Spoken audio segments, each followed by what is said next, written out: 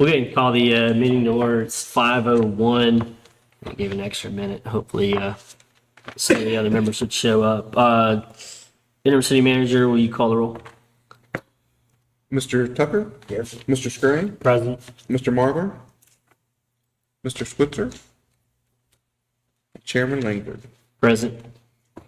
I will say, Mr. Marlar reached out to me yesterday. He had an opportunity to have a medical procedure done today. It was kind of at the mercy of the doctor's office, and they were able to get him in today. It did involve some anesthesia, so he didn't feel like he would be able to make the meeting today. Obviously, he's not. So, with that said, And in all fairness, Mr. Switzer showed up last night for this meeting and was here. So I would have expected him to be here because we'd had a conversation about it. But okay. So, I guess we'll maybe add a vote to the agenda to excuse, or how do a do motion that right now? now. Yeah. Okay. Yeah, I'd motion to excuse because he got in touch with you yesterday and it's medical related. Second. And just to clarify that motion, is that for Mr. Switzer or Mr. Oh, Marlar? sorry. I'll restate my motion. The motion is to excuse Mr. Barlow. Still a second. Okay, there's a motion by Mr. Scray to excuse Mr. Marlar's absence, second by Mr. Tucker. There's no public for a discussion. City Manager, will you call a vote? Mr. Scurry? Yes. Mr. Tucker? Yes. Chairman Langford? Yes. Regarding Mr. Switzer, did he reach out to anybody at the city? He said you had a conversation with him last night. He was here. he was here last night thinking the meeting was last night. Okay. So it's something that if we wanted to after item 6, we could we could revisit it if we decided to. Okay. All ground again. For now, I'll take no action. Okay. All right, we'll revisit that before we adjourn then, towards the end of the agenda. So moving on to item number 2, as far as additions, deletions, or modification to the agenda, I guess, I would like to add a discussion only regarding one of the emails that I had sent regarding the citizens' rights guarantee. I'd like to just have an initial discussion and not really any action related to that other than encouraging us to read through it and digest it, but discuss it. Maybe if anybody has any questions, if they've already read it, kind of understanding my intent. So I'd motion to add an agenda item. I guess it would go before number 5, like a 4B, to review proposal for citizens' rights guarantee. okay, so there's a motion to add 4B or 4 alpha, discussion of citizens' right guarantee by Mr. Scray. Is there a second? Second. So second by Mr. Tucker. There's no public for discussion. City Manager, will you call the vote? Mr. Scurry? Yes. Mr. Tucker? Yes. Chairman Langford? Yes, motion passes. We'll have that discussion item after we're done with item 4. Thank you. Are there any other modifications? All right, moving on to item number 3, approval of the minutes from our December 10th meeting. Is there a motion to approve? I move to approve. Second. Motion to approve by Mr. Tucker, second by Mr. Scray. There's no public discussion. There's no public here. City Manager, will you call the vote? Mr. Tucker? Yes. Mr. Scurry? Yes. Chairman Langford? Yes. Motion passes. Moving on to item number 4, review of sections 6 through 7. So before we get through, or I guess before we get to that, I had emailed Miss CJ, and my apologies to everyone. I was a little bit late on that. Part of it's due to me traveling for the holidays, but what I did was I just printed those out for all the committee members, just so they would have a hard copy of what I sent in the email. Is this it? Okay. And I believe she incorporated it into that packet that we have. So I just wanted to make sure that there was a physical hard copy in case someone didn't see the email because I sent it to Miss CJ late. So my apologies on that.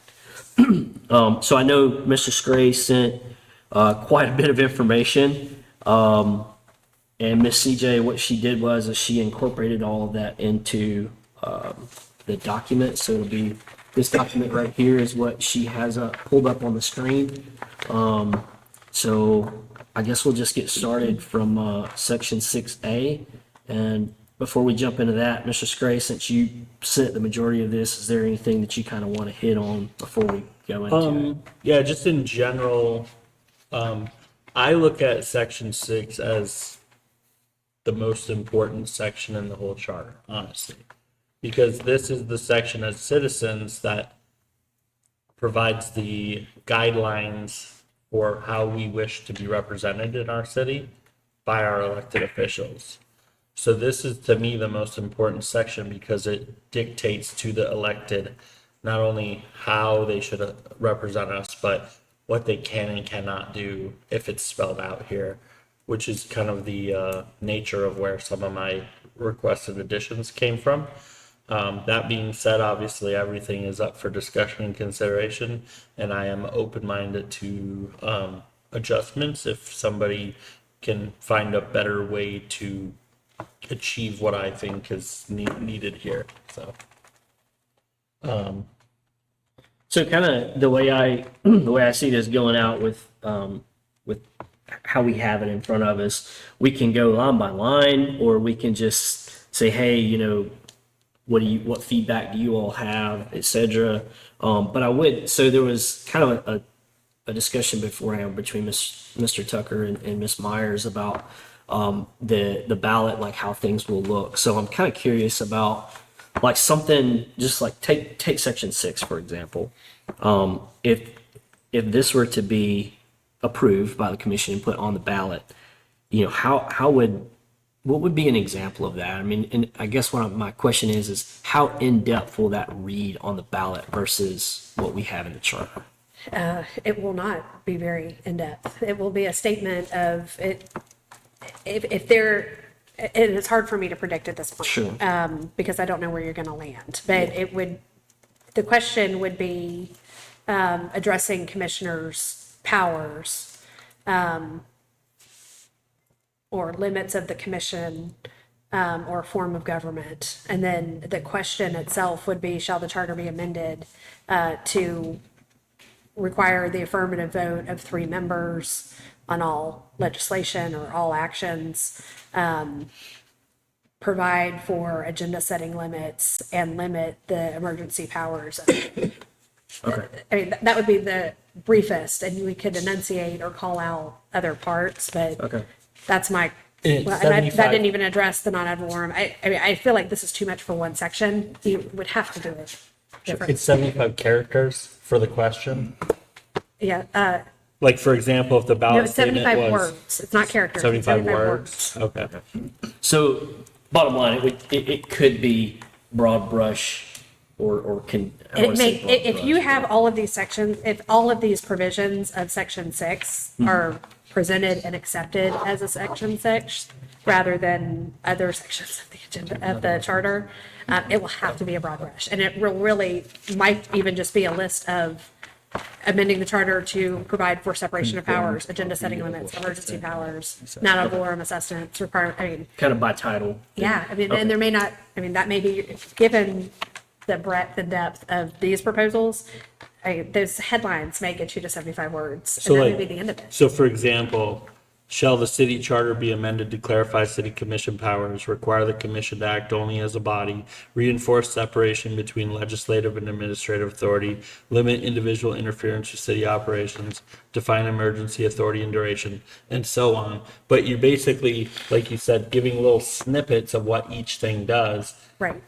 As a whole package, the voter reads that and it's like, do I think this is going to put us in a better direction or not? Right. And then the other thing to also consider is, given that we've got limits of we've got sort of finance and legislation, and the finance piece, the non-ad valorem, I feel like is so specific. You may want to call that out as a special ballot question, particularly if you're not certain it's going to pass, or if including it with everything else means that all the other stuff will pass because it's all lumped together. So those are some of the strategic decisions that are required in creating the ballot. So you're kind of saying like you could do a question 6A and a 6B and all the non-ad valorem stuff is in 6B, because if as a voter, I'm like, I don't agree with that, I can vote no on that, but I could still pass the rest. Correct. Okay. There's no one way to do it. Okay, completely up to you. and I kind of shared the same concerns. I didn't want to chime in on the discussion until we were, officially meeting. But I too just hope that all of this work that the entire body has put together, like, it doesn't get lost because we just are out of room, that type of thing. There's no limit on the page content or count, right? The commission hasn't given you one. The more pages you have to the ballot, so you will have the ballot front and back that to work with without having. As soon as you get to a second or a third page, if you will, the city has to start paying for all of the extra paper to be printed and mailed. So as much as you can fit on the one side, I feel like you have a lot of freedom there. Certainly more than one question, maybe not 10. Okay. But again, depending on if you use all 75 words or not for each question. Sure. Do you recall how many pages the last one was ballot? I know there was 3 races on it. The last Lynn Haven one, I think, was just one Well, page. no, the one with the charter amendments on it would have been 2 elections ago. I have no idea. Okay. I know there was 3 races up at the time because it was the mayor and the seat. It's the same seats that would be up this time, would it not? Yeah. Yeah. And if I remember correctly, they had 5 questions. I And have no historical knowledge or real knowledge. I have no idea. I think I would recommend that we go back and look at that ballot and see what they fit, and maybe that'll help us understand as we go forward what we're up against. Because if that was 1 page and she said we have the back, great, we got a lot of room. If that was 2 full pages, then we don't have a lot of room. And this next election is the next election that this could be on is the general election in November, right? Yeah, but I think for your part, I mean, create as many ballot questions as you think are appropriate. And if it's more than one, I mean, create as many ballot questions as you think are appropriate and let the commission decide the money part. If it's this is important enough that it's as many questions as it takes and as many pages as it takes, let that be their problem. Okay. Yeah, I think it may be a little bit premature to solve that challenge. I think once we get done with the comprehensive review and then we start kind of as a committee racking and stacking or basically putting a bow on this thing to provide to the commission, I think is probably when we need to maybe tackle some of that. Yeah. But As far as this, if you don't mind, I think we should just go through kind of paragraph by paragraph, so to speak. Sure. Like, for example, the first thing is the original paragraph that's from the charter now, but I made an adjustment that says requiring affirmative votes of at least a majority of the commission currently elected or appointed. I my own self, who want this, has also went to combat with myself on this statement, because right now a quorum is three members present, which we started this meeting with, right? Thank you for doing this. Which, by the way, do we have to adjust anything to? No, I Okay, would just you're put marking it him as present. mark what time. Got it. Swiss Okay. was late. Basically. A day early.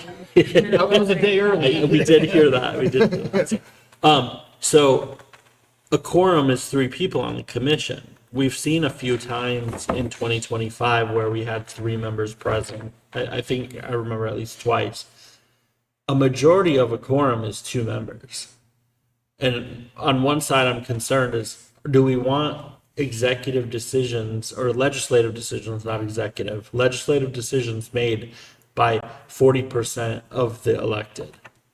Or do we want to require that 60% and say it has to be a minimum of 3 yeses, period, because you have 5 total members?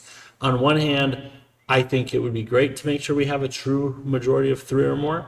On the other hand, if you have people that are missing multiple meetings and you can't get a consensus, things are not going to move forward. But to go back to the original argument I made, I don't know that that's a bad thing, because if you can't get 3 people to agree, then maybe there's more work to be done before they come to a conclusion. So I'm torn on the sentence, but I would ask that we strongly consider it because of what I just said. So Thoughts? here's kind of where I stand on this, and this happened. It wasn't long ago. I believe it was when they appointed the interim city manager. Actually, there were two members. There were two members of the commission that were absent during that, and I can't remember if it was a split vote or not. It was 3-0. 3-0. So Ultimately, ultimately, Yeah, So it could have been 2-1 though legally.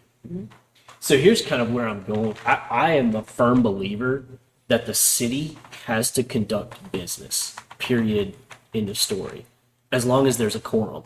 And if if three's a quorum and there's a split vote, then it's a split vote. I feel like the city can't just not do business because we have people missing.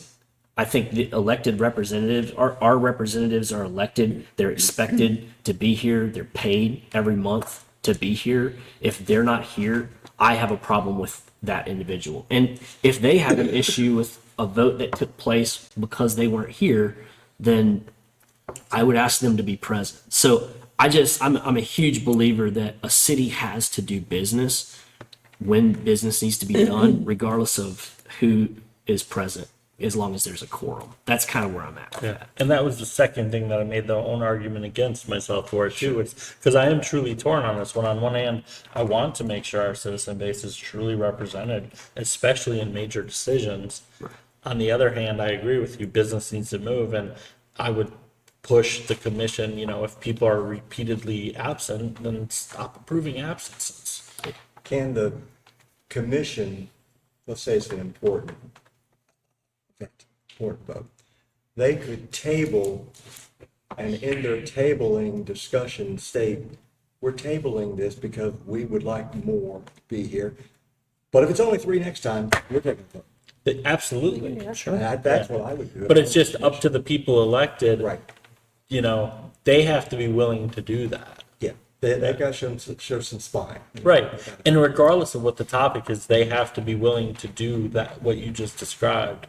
So that being said, if the consensus here is that we don't want to do that restriction, effectively that entire second sentence, starting at all actions and finishing with for quorum, could be deleted. And the rest of the paragraph, I still would like to make sure it's incorporated. If there's any changes in there that weren't, I'm good with that. I only had one comment on the first. I think the first paragraph largely, I believe, reflects what's already in the charter. I have a question. The commission shall act in all matters as a body. What does that mean? I feel like that's very deliberate language, and I'm curious what it means, because in my mind, the commission can only act as a body. Right, but the way I look at it is you're making a correct assumption, which the body is a legislative body, and so no one commissioner should be providing any direction. I completely Right. agree with that. I feel like, And but I feel so- like that's the current setup of a. It's assumed, but it's not written anywhere. Okay. So it's just, so if you have a commissioner that goes out and tells, for example, Chris, hey, Chris, do this, right? That directly conflicts with that statement right there, because you're not acting as a body then, you're acting as an individual elected. Well, and it's also contrary to your city manager form of government, because he is the only one who can direct any of his subordinates. Right. So as a body, they need to be directing him, if we get a clerk, the clerk, and you as attorney. Right. That's the intent of that sentence. Okay. So my second question, and I'm sorry, to the extent I will be called upon to interpret this and explain it, I just want to make sure Absolutely. I am coming from the same place you are. If the commission, I believe, already has the power to delegate to one to do a specific thing, negotiate a contract, go to this meeting on behalf of the city with the county, whatever. I feel like they have the ability to do that. And they can authorize that delegee to bind the city, or at least the commission, on their behalf. And that delegee Is would that- have a piece of paper that says that, right? That the body empowered them to do that. Not always. I mean, I Well, they should, I can do a because they quick and would've dirty voted on it, motion. right? Well, they may have a motion. They may not have a resolution, depending on the nature of what that act is. I mean, that's because that's an administrative decision that they can make on the dais. So I Would want the to be minute- sure that they would still have that ability to delegate that I believe they have now. Yeah, I would want the legislative body to be able to delegate a representative. For example, hey, I'm just going to take an example here. hey, Jamie, you're really strong in this field. Will you be the commission's delegate to go meet with X company and discuss whatever they're trying to bring to Lynn Haven, right? I would want the commission to be able to do that. What I would want it though is I would want to see that that's how it's done. They voted on it. There's a record somewhere that says they empowered him to do that on their behalf, not a commissioner just did it on their own. Because I've heard reports of that, right? Yeah. I've heard that commissioners have done that in the past. Whether they're on this commission or past commissions, I've heard that's happened, and that's not the form of government we have. Would an example of that, you remember when, I believe it was Mr. Peebles that was selected to go and serve on the TPO board or one of the boards?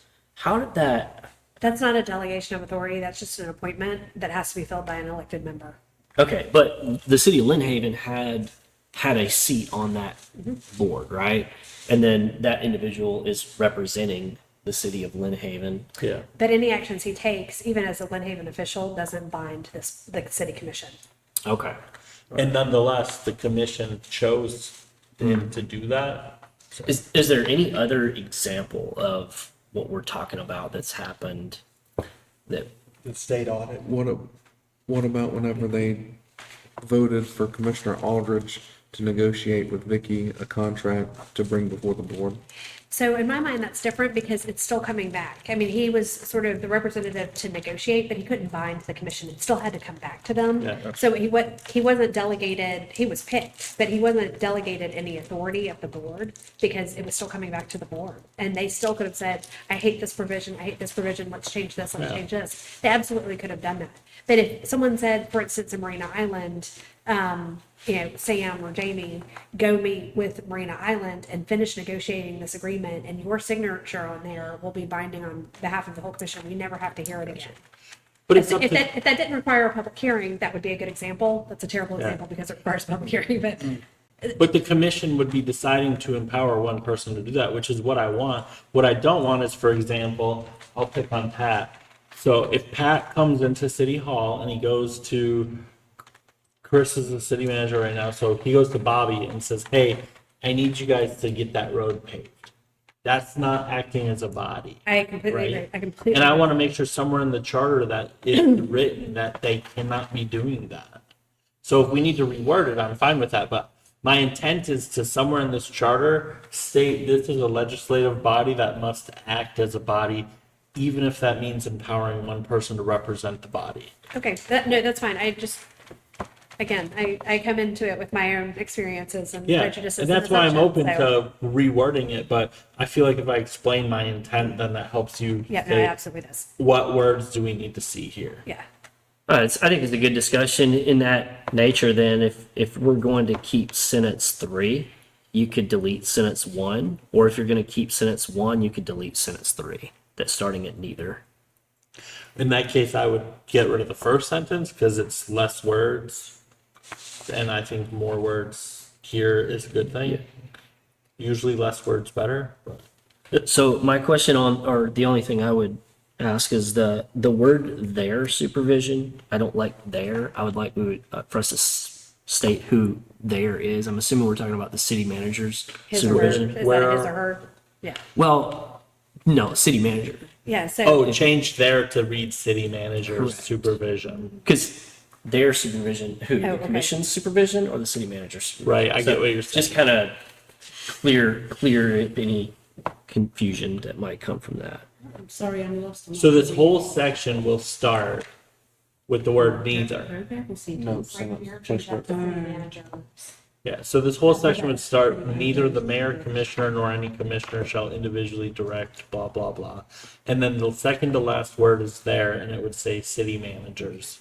And then, did you say to get rid of that first sentence? The first two sentences, starting with the city commission and ending with for quorum. But we'll start with neither. You start with neither, yes, ma'am. There you go. Yeah. Manager. Okay, any other feedback or questions on this paragraph? And I want to draw specific attention to the final sentence, which limits the mayor commissioner's role over presiding over meetings, representing the city ceremonially, and carrying out duties expressly delegated by this charter or by ordinance approved by the commission. I just want to draw attention to that so you guys understand that that's in there. So section 18 of your charter is also specific to the duties of the mayor. Yeah. Do you want to do it in both And places? so I had a note here, or I think I had a note down at the bottom of the email I sent, which said I did find that conflict, and we will probably have to touch on the differences between the two, because of that. So I don't mind if it's only in one place or the other. I just want it to be clear that the mayor commissioner's role is that of the legislative lead of the body and is primarily ceremonial. There's not an executive function to the mayor commissioner in the commissioner city manager form of government. Okay, my editor drafting preference would be that it stay in 18, since this Article 1 is supposed to be fairly general and generic. So because the article where section 18 is more specific as to the functions and duties of the commissioners and the mayor, I would prefer to see that language on the mayor's roles stay in section 18. Yeah, I would. This I is would still agree your with that. document, so that's just a Yeah, preference. so what I'm doing is I'm just taking note today. CJ, you can delete it from there. I'm taking note to bring that up when we go through 18. Thank you. The second paragraph, except for purpose of inquiries and investigations, mayor, commissioner, and commissioners shall deal with administrative service solely through the city manager, and neither the mayor, commissioner, nor any commissioner shall give orders to any subordinates of the city manager. It does sound redundant now that I read it. So is the first sentence, or the sentence above, in that paragraph above, is that legally adequate to say what I just read off? Okay, okay. Administrative authority and day-to-day operations of the city are vested exclusively in the city manager. Is that legally equal to the second paragraph? Yes, and I think it's even stronger. Okay, so this entire second paragraph, except for and ending in city manager, can be removed. I'm okay with it. Yeah, I'm okay with that. I think it's redundant. And then the commission shall set their meeting rules of protocol and order at the first meeting following the swearing in of a newly elected or appointed member as approved in majority by the commission. The purpose for this is, if you've ever watched any of our Congresses function, their very first thing they do as a body is to set their rules. And right now what we have is one person sets the rules for the meeting and how the body will the meetings will function. And I would like to see every commission as a whole have that opportunity. So it's a slight responsibility that I'd want to see added to the commission, and that, for example, if for example this recall that's going on were to succeed and we have a new mayor commissioner, that mayor commissioner currently has the authority to set all the rules of the meeting themselves. And I want to see the entire body work together to set those rules. And those rules will last until a member of the commission vacates. So that whole body has the same set of rules as long as that body is one body. Define the rules. Have you, when you attend the city commission meetings, there's a list, it's usually on the TV, the rules of the meeting and decorum and Yeah. all that. Okay. Yeah. Now I got you. And even further, like they could decide as a body, they could decide how they're going to, like they could say, hey, this body wants to follow Robert's Rules of Orders. Exactly. They could do that. Right now, they don't have to follow Robert's Rules of Orders, but as a body, if they wanted to, they could decide that. And they would be then held to follow that because the whole commission decided that. I have two questions. And Yes. again, sorry, I want to understand. I really do want to help you. I'm not trying to shoot anything down. Just a practical pointer. I feel like this is a great idea. I think it is appropriate for each commission when you get a new member to sort of set their own game plan. But it has been my experience that particularly when the changes suggested are big changes, that they can't get adopted in one meeting, and particularly in that first meeting, but they can certainly initiate the conversation in that very first meeting. Well, they could also approve interim rules until they can settle it. But sometimes I can't, particularly when you've got brand new board members, a brand new chair who's never done it before, and two Okay. new chair members. They don't know enough to say So would yes you, or no to would anything. you suggest saying that, shall set their meeting rules of protocol and order within first number of meetings or something, like within 3 meetings? Yeah, so I think within the first 45 days would give them a deadline to Okay. adopt something and certainly get the conversation started, but gives them some flexibility. Calendar days? Yeah, 45 calendar days. But I'm okay with my that. other question too, and this goes back to your statement that the mayor right now has the authority. Where? Because I don't know where to look for that. I know that the commission has the authority the commission shall adopt rules governing public participation and decorum by resolution. So, But I don't know where the mayor has that specifically, other than he conducts an orderly manner. yes, double check 18, and then also, yeah, they're the chairperson, so they have that. I feel like it's an assumed authority, and that's why I want something right. Okay, I don't like when contract law experience coming in. If I read the document and it doesn't say it, it doesn't exist. So right now, to me, when I read through the charter, there's nothing other than that assumed authority of being chair that drives that. And so I want to actually take that assumption away and clearly write that the body decides how the meetings will function. okay. No, I think that's a good rule. That's my goal. I think that's fine. I don't know, do we need, of protocol / order?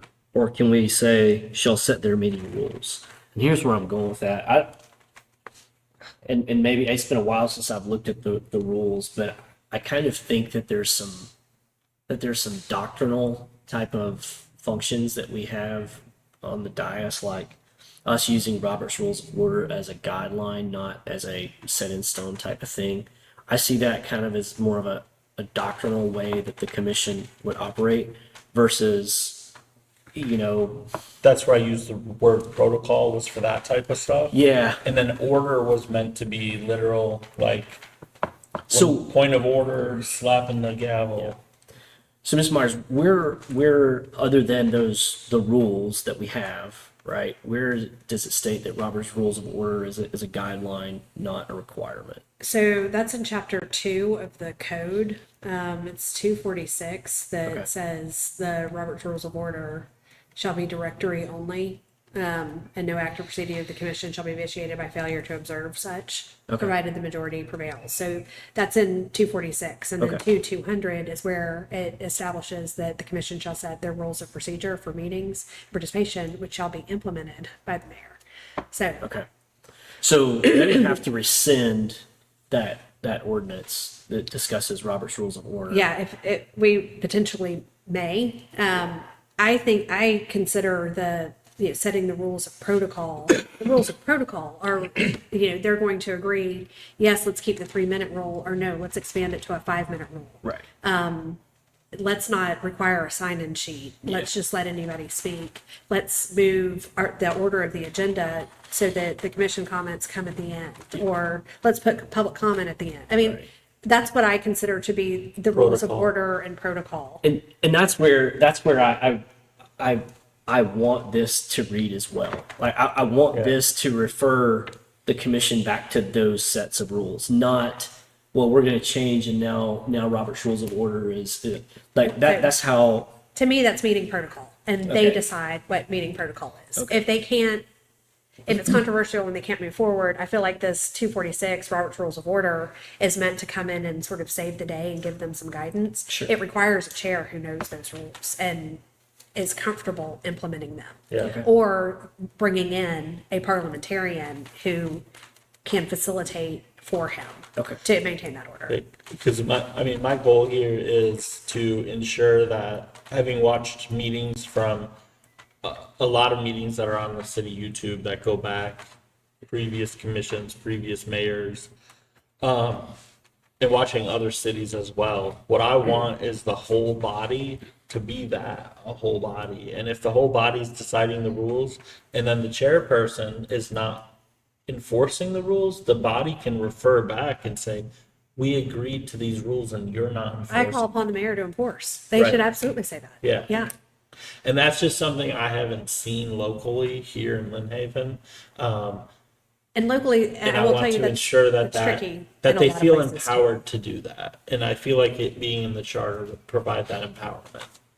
Okay. As long as that's the case, I'm good with it. I just want, whether we talk for 3 minutes or 5 minutes, or whether public commentary is item 2 or item 12 or what, That should be their decision. Yeah, I want yeah, them to decide. I want everyone to decide that, but I also don't think that we just need to throw the baby out with the bathwater every time there's a new election and say, let's change everything type of thing. There's doctrinal things that need to remain in place. I just wanted to make sure that And was. to your point, I do think the slash order does call into question, do we mean Robert's Rules of Order Right, and right. revisiting it? Or is it just simply the rules of the game for commission meetings? Yeah. Maybe and, we and I'm can- fine leaving it at just protocol because, in a way, protocol includes order because the rules currently state when you can get thrown out of the meeting, for example, that you can't clap. You know, stuff like that is already in the rules. So I just put them as almost like interchangeable. So if we want to stay just protocol there and not slash order, fine with me. So can we say shall set their meeting rules and protocol, Yeah, or you can do that. and then remove the slat or dash So in order? rules and protocol within 45 days following the swearing in of a newly elected or appointed member. Yeah. That forces an action, that gives them time to do it, That's 2-3 meetings. which I basically. appreciate. Yeah, that's 3 meetings effectively. Yeah. And Amy, you're going to discuss with the commission so they know what we're targeting here in this. Well, I can, or you can, when you present it to them. Yeah, the last meeting or committee, the chairperson went and shared that kind of stuff and represented, like if they had questions asked and such. Good luck, Bobby. And they also, to be, I can back you up if. they can also watch the YouTube meetings because, you know, they're available. We watch theirs, so. All right, is everybody good? I'm just trying to move this along because we have a lot to talk about. Is everybody good with that before we move on to 6B? Yep. Okay, moving on to 6B. The only, well, To me, feedback it's that I had, self-explanatory. it is there. It is like one huge run-on sentence. I was reading, I was like, oh, where is the period here? So maybe looking at it grammatically, any member of the commission or city officers through the city clerk may add items to, I don't know. I read it and was like, holy cow. So I'm fine with hacking it up whatever way we want to, but it comes down to effectively one thing, is that at no point in time do I want a member of the commission, our elected representative, to feel like they are not allowed to have something on the agenda. Agreed. Unless the three other members vote to delete it from the agenda. But if they want it on the agenda, it should be on the agenda, and that's where the additions and deletions come from.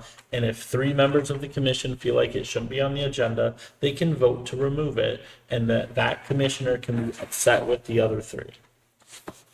And that's ultimately what it comes down to is, I don't want any member of the commission or a city officer, to be frank, to not feel like they can't get something on the agenda.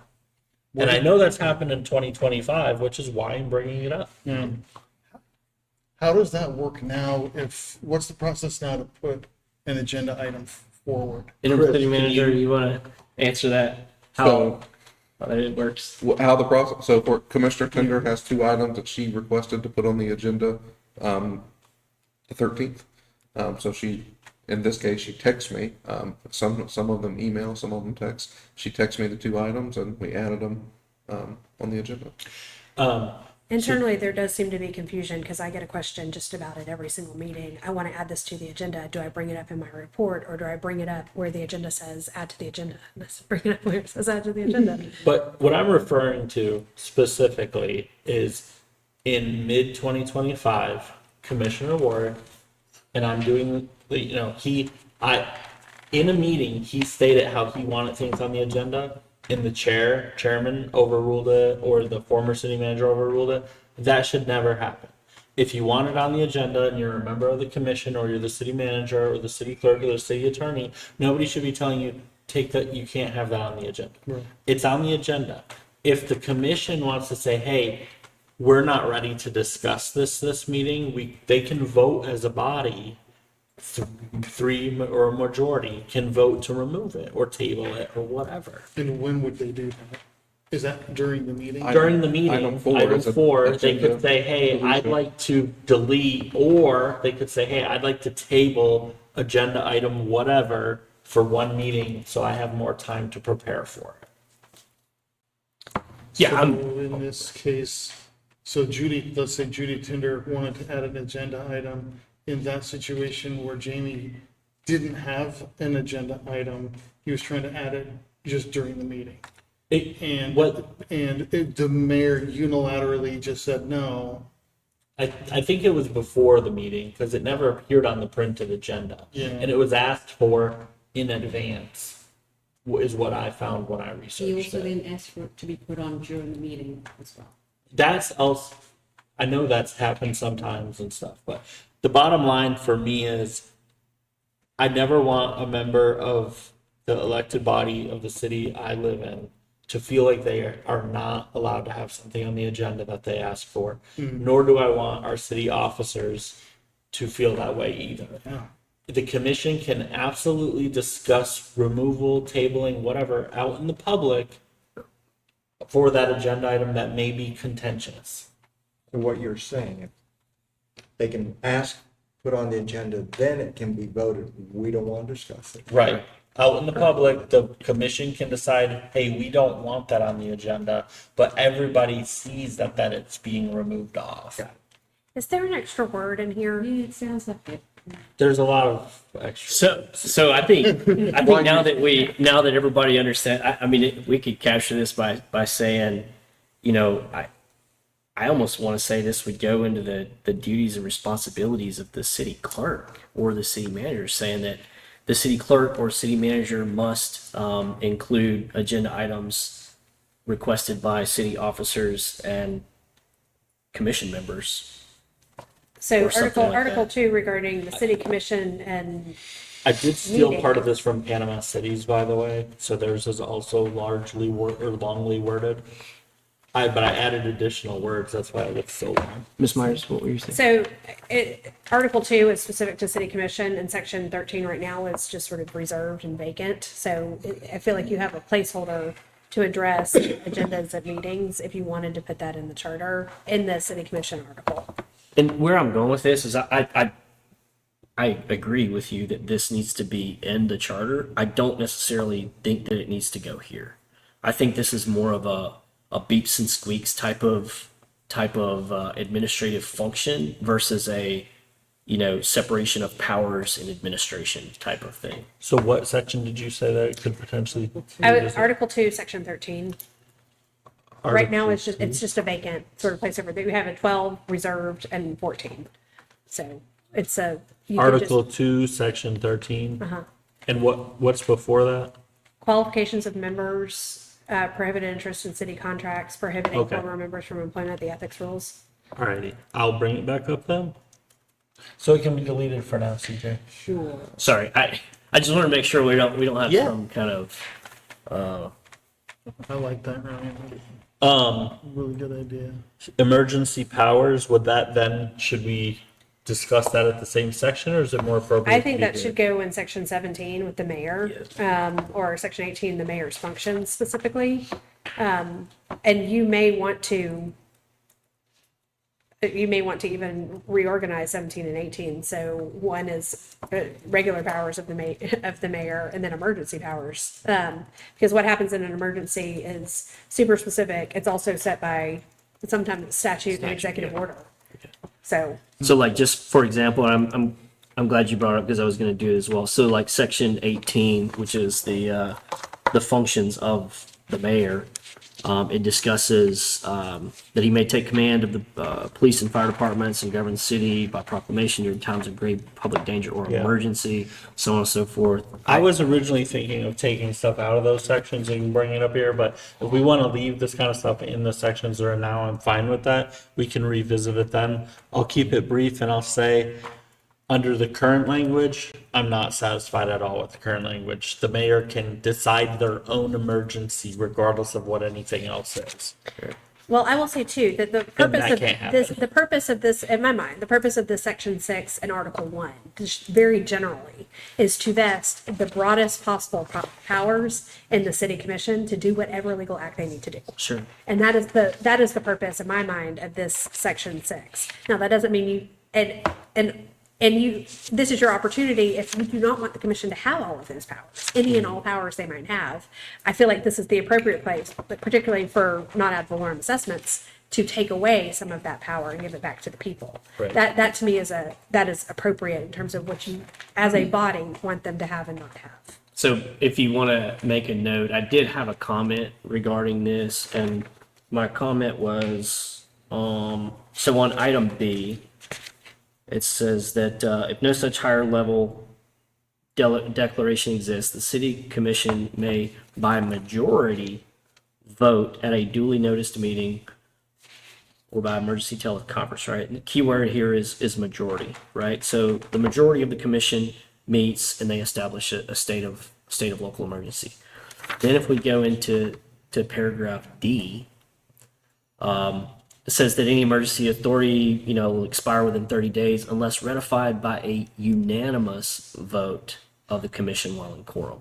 Why is there a difference between that they have to unanimously vote to extend the emergency past 30 days, but when they create the emergency, it's only by majority vote? You may not For have- sake of time, I will ask that we discuss this when we get to 17 and 18. Cool. No worries. Because it's going to take more than the few minutes I Okay. want to allocate it to it tonight. No worries. I just wanted to, Yeah, no, it's a great question and I have an answer for it, but it's like gonna take a long time. okay.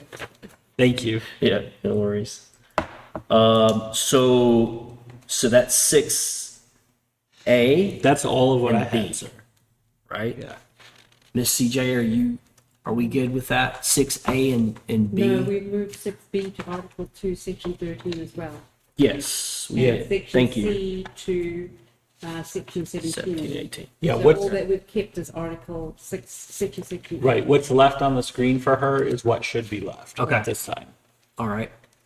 So then that section 6D would Will then become be 6B, B and so on and 6B. so forth. You don't have to change it. Which is all your non-ad valorem stuff. Okay. So I don't know if you all had a chance to see the email. Mr. Switzer, I told these guys before I got here, I printed out what I sent to Miss CJ today. I think somebody's already Yeah, I made a got copy. it. Yep. So just in case, because my apologies to everyone on the committee. I sent it to Miss CJ today, and then she sent it out. So if people hadn't had time to digest that, that's why I wanted to print it out so we had a hard copy. So I think probably everyone here knows how passionate I am about non-ad valorem assessments, and it really has little to nothing to do with stormwater, right? My mentality of non-ad valorem assessments is the way in which the assessments are levied and the lack of guardrails that municipalities have in place right now regarding assessments. And when I say that, I mean that, right now, as we sit here today, those 5 individuals, yes, we elected them as our representatives, right? They have the power to levy a new tax, and I will call it a tax. I don't care what anybody says. It is a tax. They have the power to levy a non-ad valorem assessment against the residents of that municipality, and they can increase that amount every year, and there is zero guidelines on how they can increase or how much they can increase, with the exception of one area.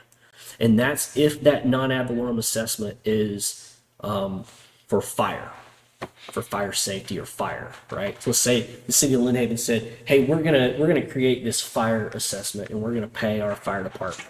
Why the state chose fire, I don't know. But there's state statute that limits how much a city can increase that assessment each year when it's used for fire.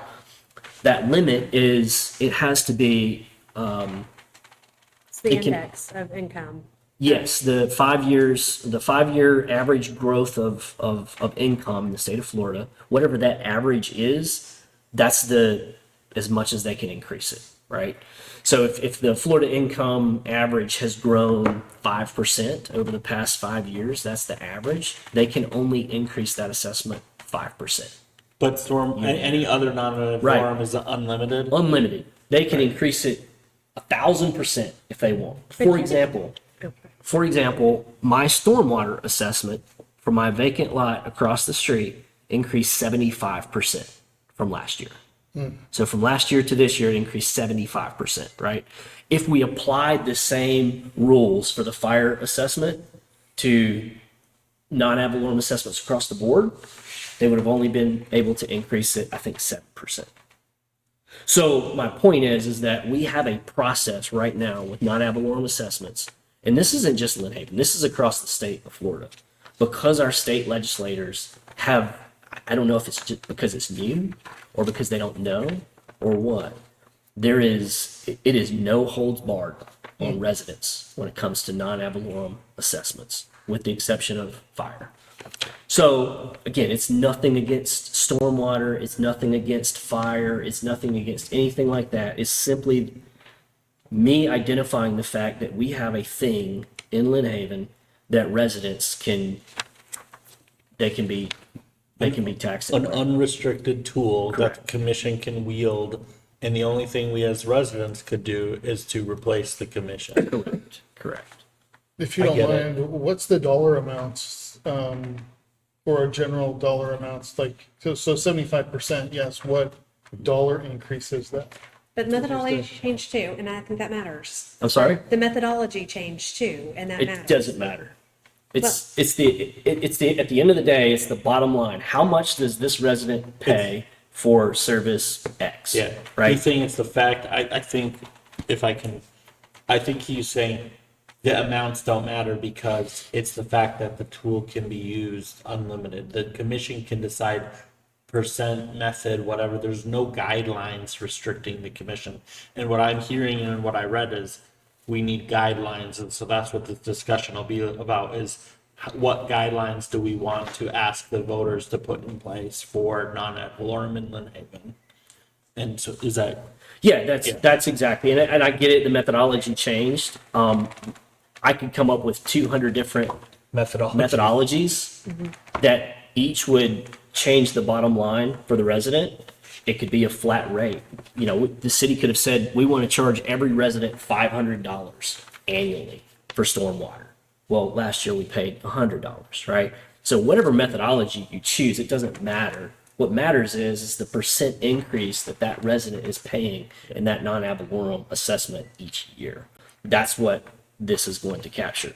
So the way, and it should be written, that this will apply to any non-ad valorem assessment, whether it's stormwater, whether it's we want to create a non-ad valorem assessment to fund park beautification, or whatever you want to dream up, right?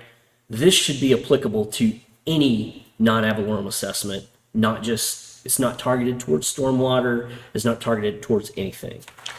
so, okay, so what I'd love to just get right into it. We got, based on our normal tempo, we have an hour left. Do we all feel in general that there should be some guidelines to non-ad valorem in the charter? I think that's the first question. And I think if you're gonna put guidelines in place, that's the place, because a commission can't just get rid of them off of a two-person vote, 3 people present.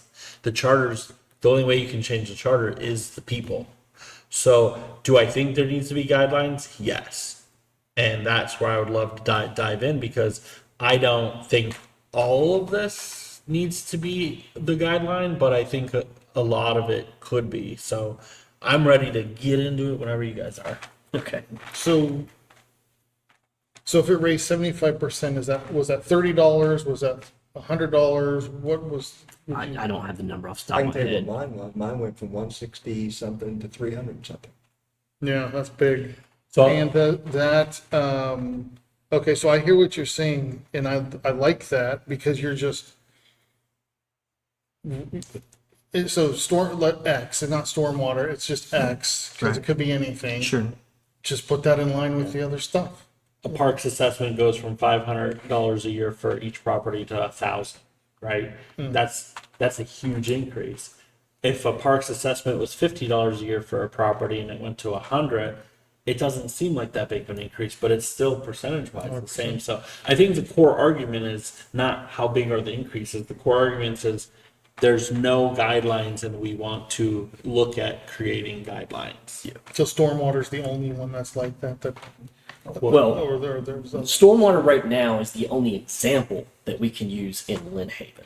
But We don't have any others. But they can, so because we have such a big issue with it, sure. they kind of added this in there to help solve Let's the say No, the limit is for fire. The state said Oh. you can't increase fire assessments more than the, basically, we'll call Five-year it. average of the income growth in Florida. Yeah. But if we followed that as an example, and that's something we could It's get into it's the not 5 to gist. 7% generally is where that number falls. But you couldn't like do 25% or 50% unless the state's numbers back that up. Yeah, Yeah.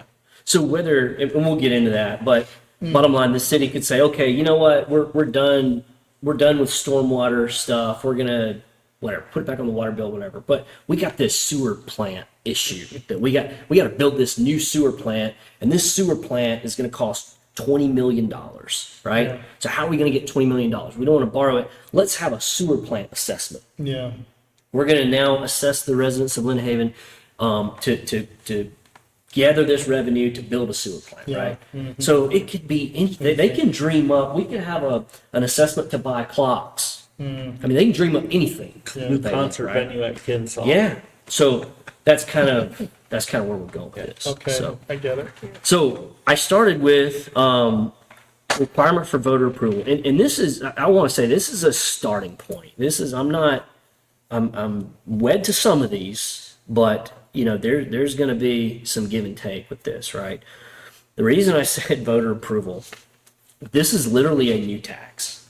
It is it's the ability for our elected officials to say, we can tax you on the millage over here. We have all the authority to do that, but that's not enough. We want to tax you on this. Yeah. And oh, by the way, if you don't pay it, we're going to take your house, or we can't take your house. I think that's pretty serious. I think that's a lot of power. I get it that our elected officials can vote on how much to increase our millage rate for our tax, right? But that's also regulated by the state level as to how much they can increase that, right? This is something that is, we are literally at the mercy of 5 people that sat up here that we, at some point, the residents voted for, right? So I think the voter needs to make that decision that this is a significant enough issue within the city. We've got a flood. I'm tired of my street flooding. I'm tired of my house flooding. You know what? Hey guys, we need to fix the flooding in Lynn Haven. We need to vote for this, right? So I'd like to ask a few questions first of the attorney. Is when something's put on the ballot, is there any legal requirement in Florida that the success mark is 50% plus one? Could you set a lower bar? I think that, so the city has adopted the state's election code, and I do think there is a provision in the state election code that says it's 50% plus one. It may be, I think there is something on that. I can check it, but So when you say the city adopted, how? there's How did they an adopt it? ordinance, I feel like it's in the general code of ordinances, I can find it, where the city says we have adopted state's election code. So if we put something in the charter that conflicts with that, would they have to repeal that to comply with the charter? Okay, So that being said, Or they ignore it. If they don't repeal it, we just ignore it and don't enforce it. it's not in effect on that specific item, right? State So- law adopted, 18.4. Okay, so my concern, Mr. Langford, is that previously the city attorney shared with us that the city cannot expend any funds on voter education activities. That is a big problem to me because in Florida, we already have low turnout and there's next to no effort to educate the voter. You leave it up to the wild, wild west of social media, as Mr. Tucker alluded to earlier. And as an advocate in the city who is very strongly using social media, I see that. I understand the effects and the impacts that can be made in that regard. And so my concern is that if we put this in the charter, the citizens would probably approve this. And my concern with it being requiring a majority to levy anything is that we're never ever going to get anything levied, which maybe is a good thing. However, here's my next big concern.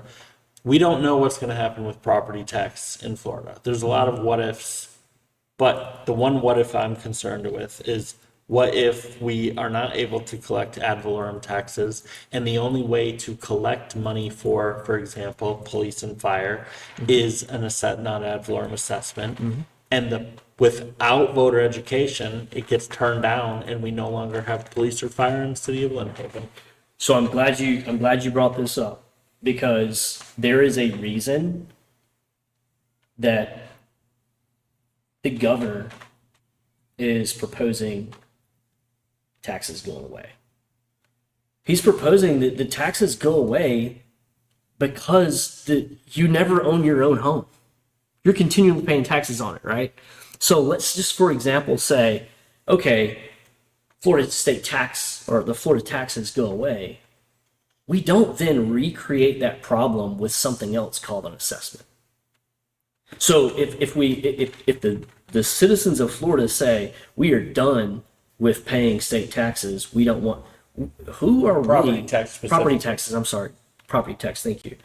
Who are we to say, well, we're going to create something else and we're going to call it different? It looks just like this thing over here, but in the entire this state voted to remove it. But we're going to create something else.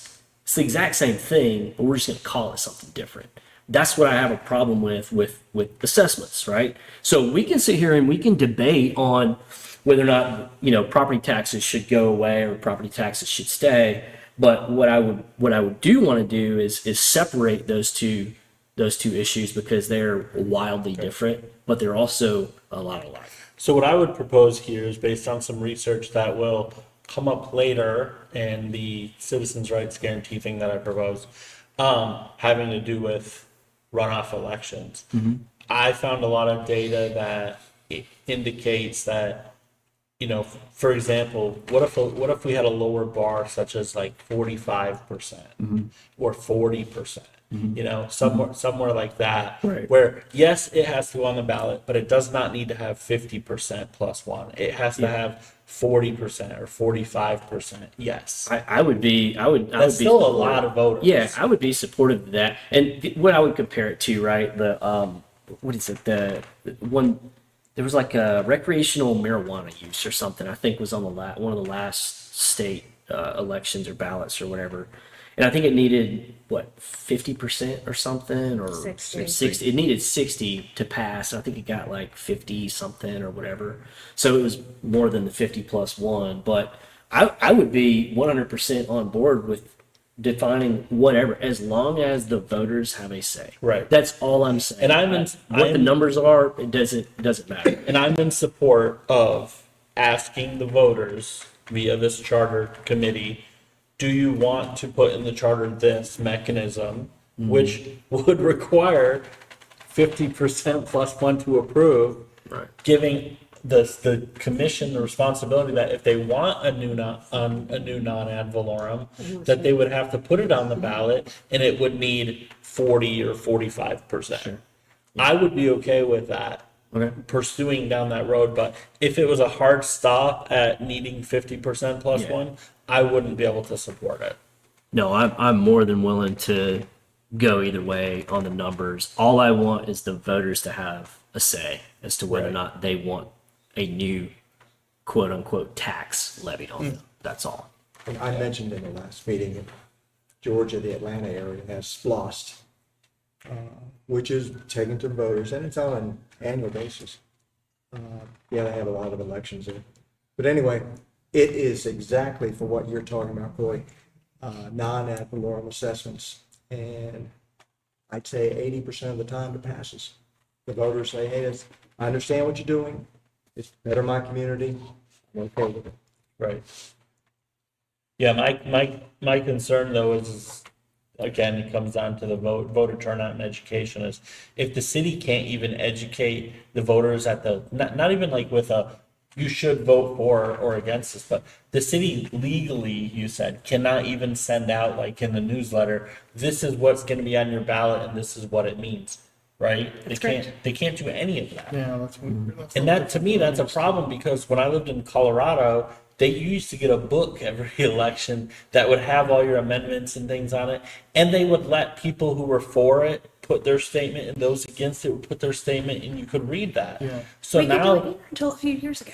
yeah, This is a more, Yeah. this is the first time the we've seen state legislator changed it, right? Yeah, so we'd have to go argue with Griff or Jay about it. But that leaves me and other members of the community who are active community engaged citizens to educate the public on that matter. And as a member of this board, like obviously I'm going to do that. But my concern is there going to be a counter argument of, you know, don't vote for this because whatever reasons, when we did all this hard work to try to actually give more power to the citizens just to watch it get turned down. So that's kind of where my thought process comes in with this. So I think it comes back to each commissioner communicating with their constituents as well. Yeah. I know there's been times that I've had commissioners reach out to me saying, hey, you know, this is kind of what's going on here. You know, and there was some education on my part there. Oh, I didn't realize that side of the story, right? And I may have changed my position, I may not have.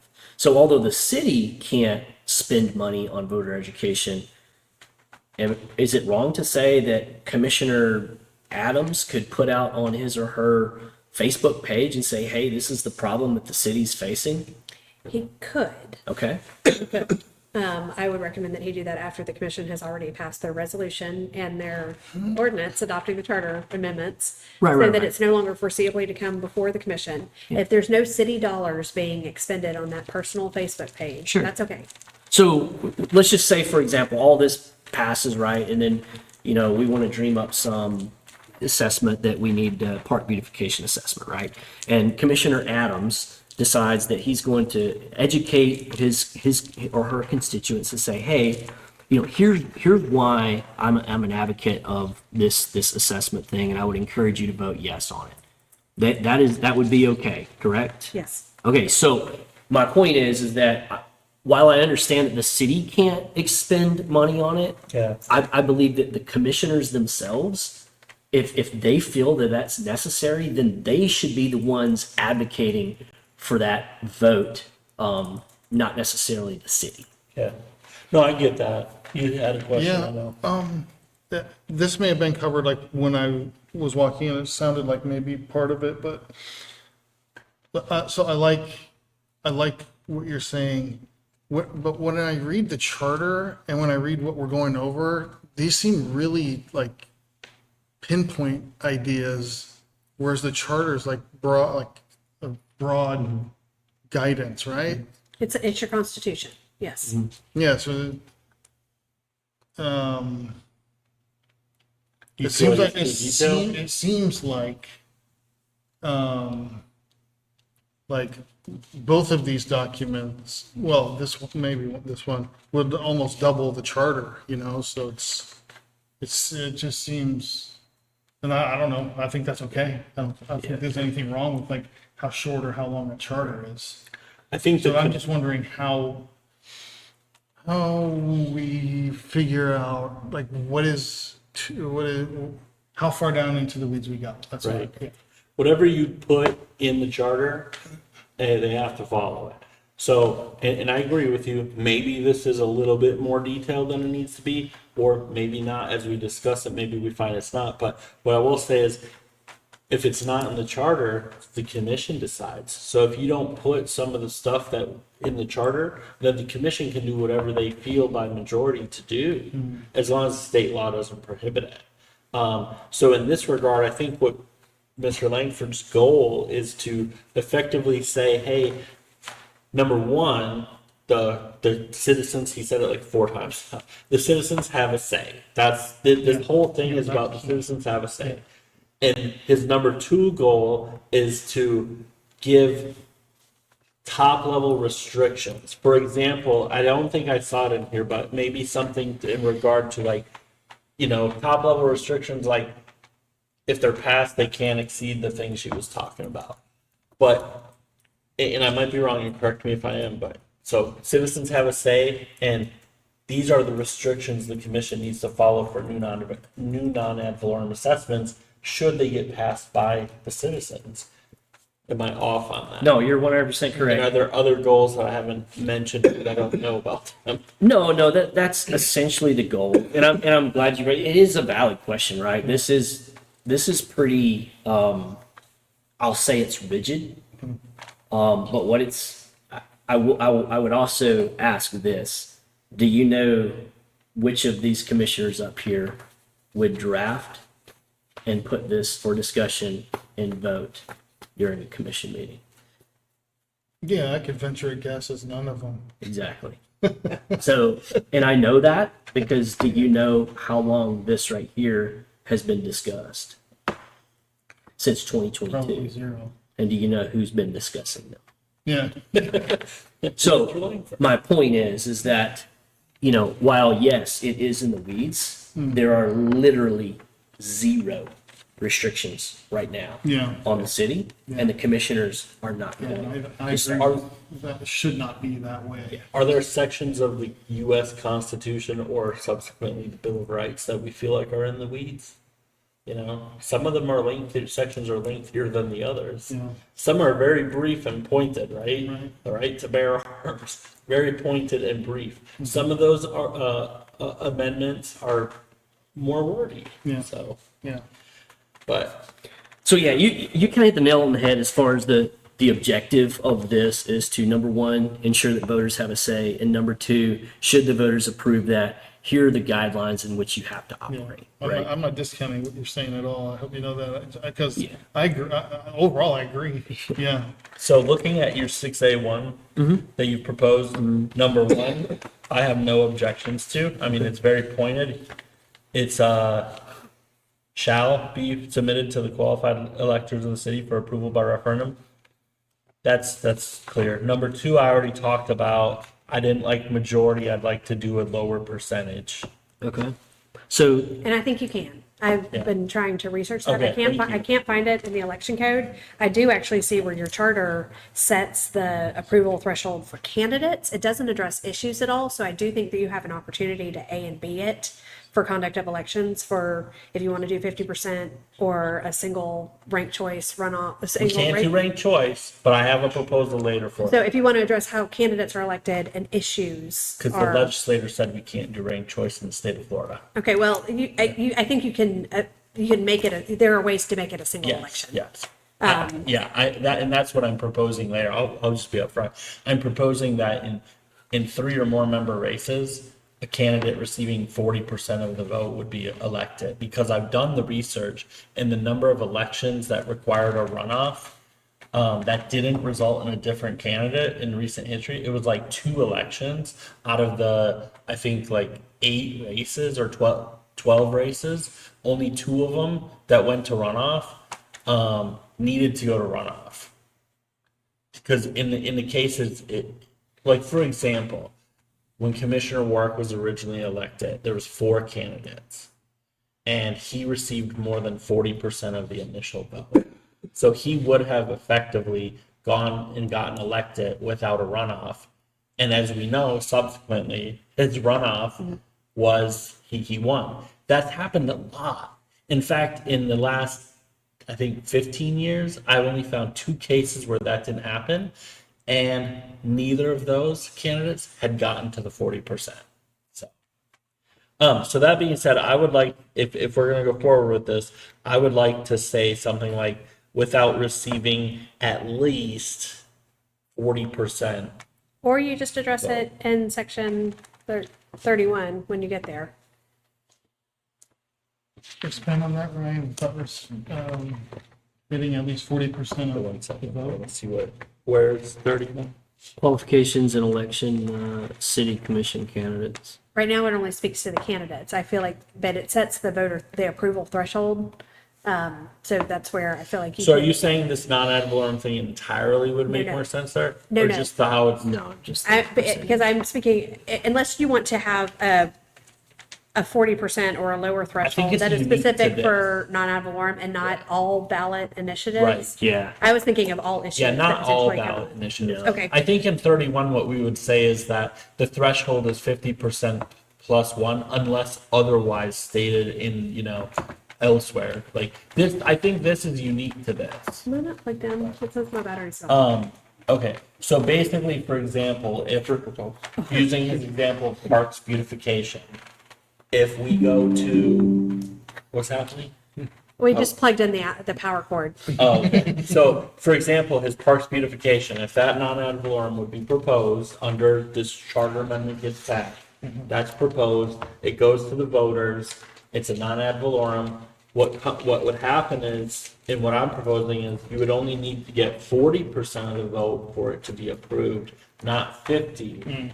And my argument was, I think a lot of people without good, proper voter education in this community are gonna just be like, oh, that's tax, no. Yeah, I would be fine with 40. Just thinking on the other hand, if 40% of the people said yes, that means 60% didn't want it and it's still happening. Well, they didn't want it, but let's look at, for example, the zoning referendum question. That failed. Did anybody know what it was? No. I did everything I could to educate the public on that and why it would be good for the community, and they just voted no because of how it was written. They didn't like not that they didn't like it. To be frank, they didn't understand it. They didn't know what it was. So I don't know what that is. So no. So it's not that they don't want it. Now, if 60% of the population said, I spent 5 hours looking into this and I researched it and I talked to the commissioners and and I don't want this, kudos, you shouldn't have it, right? That doesn't happen here. People don't vote based on research and logic by majority. They vote based on impulse and reaction, or what they heard on the news or what their neighbors said. And this is an item that isn't, we're not saying, hey, we can never have non-ad valorems. We're saying there are cases in which non-ad valorems may be appropriate, and we're asking slightly less than a majority of the people to decide if that's appropriate, Which if we end up with 50% and we never get non-ad valorems, oh well, then we can reflect back on this conversation and decide if in 5 years they can decide if the charter needs to be changed again. I don't know that the commission is going to plan any other non-ad valorem. I think stormwater is the only one that's rooted itself to being a necessity at this point. But again, my concern is just if we leave it at majority, we lose the resolve of the community that's educating themselves as voters.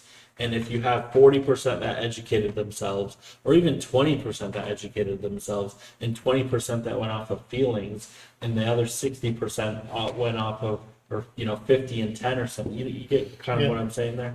My main concern is that people are just going to reactionary. That's taxes, so no. And they did zero looking at it, other than when they got to the ballot, they're like, oh, that's a tax. So maybe that's what they care about. People vote with their pocketbooks. They don't want, no matter what it is, they don't want something that.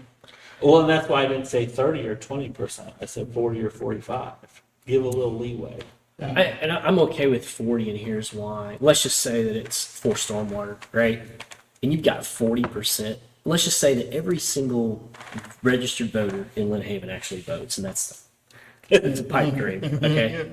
But let's say that 40% of the city says, I am so sick and tired of my house flooding and all of my neighbors' houses flooding and so on and so forth. We need action, right? We need to fund this. We need to fix this. But then you got the other 60% of the city lives on the other side of 77, and they say, we're high and dry, we're good. I don't want to pay for that, right? Should that 40% of the city suffer because of the other 60% is fine? And that's an extreme example, right? I'm just saying that I'm okay with 40% in my head because that's how I'm thinking of it, right? I'm thinking of glass half full, and I'm a huge majority wins kind of guy, right? In this What if you instance, I were, can kind of see. what if you were on the other side of the hill and, like, you're talking from the 40%? Correct. What if you're on the other side of the The hill? 60, right? Dry Yeah, half, what do you, the dry on the half. dry half? And that's You're what just kind of hoping. And you're a jerk. For like, you're hoping for the better, like you're hoping for a feeling of greater good for the city, right? And I'll also say not this, part of my reasoning for I'm 40, like that, but not, part of my reasoning for 40% is that this non-ad valorem won't even be on the ballot unless the people we elected by majority decide to put it on the ballot, right? So at that point, our elected representatives have had meetings, public discussions, hearings, they've done research, and they've decided this tool, this non-ad valorem for stormwater, park beautification, fire, police, whatever it may be, they've decided that that is the best mechanism to collect the funds needed for our city to operate. And so they're saying, okay, now that we've done our part, we're asking you as voters to decide if we can do this. And if it gets turned down, then the commission is tasked with finding another way to fund the thing. yeah. And that's a key point. I'm glad you brought that up because people think that, well, if we don't have an assessment, we can't fund it. Oh yeah, you can. There's 1,000 different ways to fund it. Okay. Do a calendar. Yeah, assessment's the easy button. We're gonna hit the easy button here, and we're gonna grab all this money, and it's gonna go into this nice little account for us, and we just write checks out of this account, right? There are other ways to fund a program, a department, or an issue, or whatever. It's just, it causes a little bit more work. You can host a triathlon. This needs to be exposed to the people instead of. Correct. Yeah. Which, honestly, I've talked myself out of 40%, and I'm okay with 45% because he convinced me that maybe 40% is too low. Yeah. But I feel like 45% is still not a majority, and that, like, I'm sorry, but if you can't get 45%, you were never going to get 50%. Right. You know, and I guess that's where my thought process is. I know it's a little bit different than. 100% for this, but I'm gonna play devil's advocate here. Majority rule. What type of case law could the city of Lynn Haven be opening itself up to Good if a question. person at 60% says, "You're majority, Yeah. I want to go to court over this"? So you may have enough home rule authority to set your own elections. I can look. I don't know the answer. I do know that as a municipality, you have a considerable amount of home rule authority. And since I couldn't find something in the state election code that set what that approval requirement is, I think there's a pretty good chance you have the home rule authority to say what your approval threshold is. And my basis on that, as well as the runoff situation that we'll talk about later, is that when I did research into that, I did find, for example, Gainesville, a very large city, had that situation up until recently. Did they change it? But for a long time, they had where there was votes that would be passed with 40%. And they only recently changed that. And it sounded like, from when I read through their minutes and stuff, it sounded like they as a community just felt like that was the best thing to do, you know? So I guess my thing would be like, as a community, do we think that if we are going to put this on ballot, do we want to have it be 50% plus one, or is 45% or 40%, you know, like, where should we put that benchmark? I think that based on everyone's feedback, I don't think we're ready to make a decision tonight Absolutely to agree not. on that. And I would say, let's revisit the percentage, right? Whether it's majority, 40%, 45%. That'll give Ms. Myers, if there are any issues that you find, maybe, you could bring that back before we agree on a number as Yeah. well. Sure, yeah. Number 3 in that section, I'm totally good with because that is very self-explanatory. Okay. Any other comments on 1, 2, or 3 from anyone? Well, I guess I do have a question. When it says maximum annual amount, so I'm a voter at the ballot, and I see, give me a dollar amount that you envision being there. Right. So let's say that the city wants to do a park beautification assessment, to put new slides in every park, and it's Okay. going to cost $2 million. Okay. And we only are saying that we need this for 3 years. So we divide, let's use 3 million, public math. So it's $1 million a year, right? So that's the overall cost of the Okay. project. So what I'm going for there is that Overall cost. overall cost, I want you to tell me how much is it going to cost to do what you're trying to do. But right? not how much is it going to cost you, Correct. Corey. I want to know how does much it the city. cost us? And I've asked this question, I don't know Okay. how many times at that podium. How much is it going to cost the city to fix the stormwater Right. in Lynn Haven? And no one can Okay. tell me. I wanted to make sure it wasn't an expectation of that maximum annual amount for the property owner, the voter, right? Right. Yeah. So that's why that's there. Any other questions on 1 through 3? All right, so the limitation on duration, 4 years. So my thought process for that, we have an election every 4 years, right? This is, I think the residents need to meet the city halfway and say, hey, we're approving funding for this for 4 years. If you don't figure this thing out in 4 years and there's not some sort of significant improvement, chances are we're not going to vote this in. So, and we're not gonna go longer than 4 years. You got 4 years to make some serious impacts. I better see some new slides out in these parks within 4 years.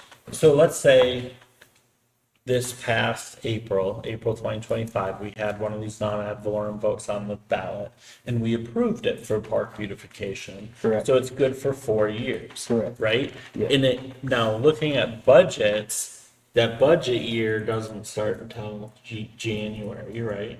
Budget year's October. That's right. October. The taxes don't get collected until January. So where No, does the 4 taxes years come in November. November or April, depending on if Well, you get a discount depending on when you pay. right. I pay what I get this. But I think what I'm trying to say is where does this 4 years start and end? Because at number 3 you say shall automatically expire at the conclusion of the authorized term. Is the authorized term proposed in the non-ad valorem assessment saying like starting? Would you start a non-ad valorem in October or January? Well, it would start in October. Because that's how it would fund the budget for that year. Okay. So for example, the first year that the stormwater hit, the budget was built October. But you The didn't budget get was money built till on the non-ad January valorem that was or November. passed. Yeah. I would So if 4 years goes by, it started in October of 25. 4 years later is April of 2029. We vote down, no renewal. But it ends September 30th. Yeah. Is basically because the authorized term was October 1st through September 30th. Okay, I'm tracking. So I think as long as the city had the voter results in order to in time enough to send out the trim notices or the Which if they get it in April, they have until It would have to be done at the election in April for us to be able to build the budget and send out everything accordingly. and say, hey, this non-ad valorem just ended. You guys didn't renew it, so it's done come October or September 30th. Okay, but then, You have to adopt it every year. It's an annual thing. I know we have had this conversation about they may plan to stay with the same methodology for 5 years. They Yeah, have the to annually commission could adopt it. ditch it early, but if the voters don't renew it, the commission doesn't even have the choice to continue it at that point, is what he's saying. But again, if we're not caring about methodology every single year, this requires a referendum on a non-informed assessment. No. And I don't think that's your intent, but that's how it reads. Yeah, it's Based not on the how- intent. That's based on how Florida statute for, Yeah, so, lines the No, so I think what you want is, it's, the voters said it's good for 4 years. The commission can work within that 4 years, but at the end of the 4 years, the voters have to be asked again if they want to renew it for another 4 years. I get that. And I So we need and it I want written that, in that way. I want that to bind them to a specific methodology for 4 years. If they're going to change the methodology, I think it's got to come back in front of the voters because it's absolutely going to change how it affects your pocketbook. Yeah. And they can stay with that methodology. I don't care if they want to do it for 10 years. But well, not necessarily. But I think every 5 years is also sort of the checks and balances you want to force for, does this methodology even still work? Does this assessment still need it? So the increases kind of restrict the methodology. I don't really care what methodology you use. I just want to know how much this is going to cost, the project, and then the fact that it can't increase by X amount every Yeah. year. So what you said was $3 million, right? Or $1 million a year. Right. So for 3 years. Correct. And what you're saying is if the methodology originally was everyone's gonna pay 100, I'm gonna just use, nobody check my math on this. $100 a property, right? A year. And for year one, but then year two, they're like, actually now the methodology is gonna be everybody's gonna pay $20 a month on their utility bill. That, what you're saying is That's that a change. drastically That changes affects, the methodology, yeah. yeah, but they're still capped at $3 million period. Well, hold on, Is time what, what out. I heard from you. If we say, and here's where I'm talking about that, all right? If we pay $100 a year, all right, and then the methodology changes to now it's $50 a month, well, the annual cost that the resident is paying exceeds I think I put millage rate in here, I didn't put the same as the fire assessment, but that would exceed the percentage allowable increase. So I honestly don't care if we call it $100 a year and then we go to $10 a month in the next methodology. Well, that's $120 a year versus $100 a year. So we're less than. But what you're saying 20%. is elsewhere in here, there's already a mechanism that That prevents increase would, in annual if the increases. increase would be too high, then the methodology failed. If it Correct. didn't Correct. pass. So a couple of questions. Let me be also devil's advocate. Okay. If the governor does away with property taxes and there's no longer a calculus for the maximum increase of millage because millage doesn't exist,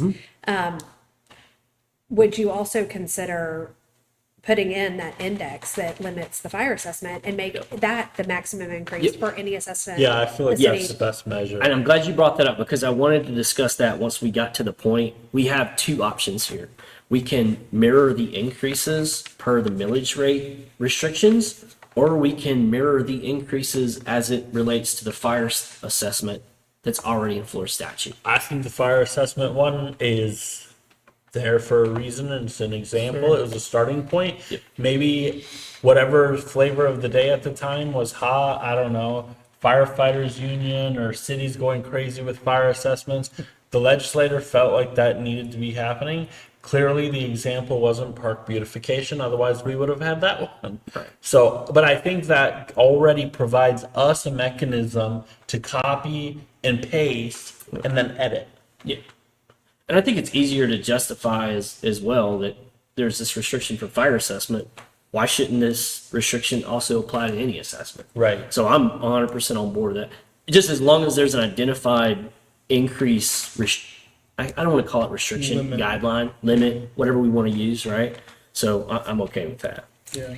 I have another question. Okay. Can I just clarify, so you're wanting to change section 6B 3A at the end of that first sentence? To say, permitted for ad valorem for the fire rate? Yeah, I'll give you the language. It has to do with an index and it's wordy, Yes. but I'll get it to you. Follow So up. just, if you just want to put insert index cap, I can get you that language to actually what it is. So you were ready to fight him on something? No, I just have a question. So I can so a give couple you- meetings ago, the commission was considering streetlights in Mill Bayou, I think, or Mm-hmm. Yeah, Grants taking Mill. those over. A specific neighborhood.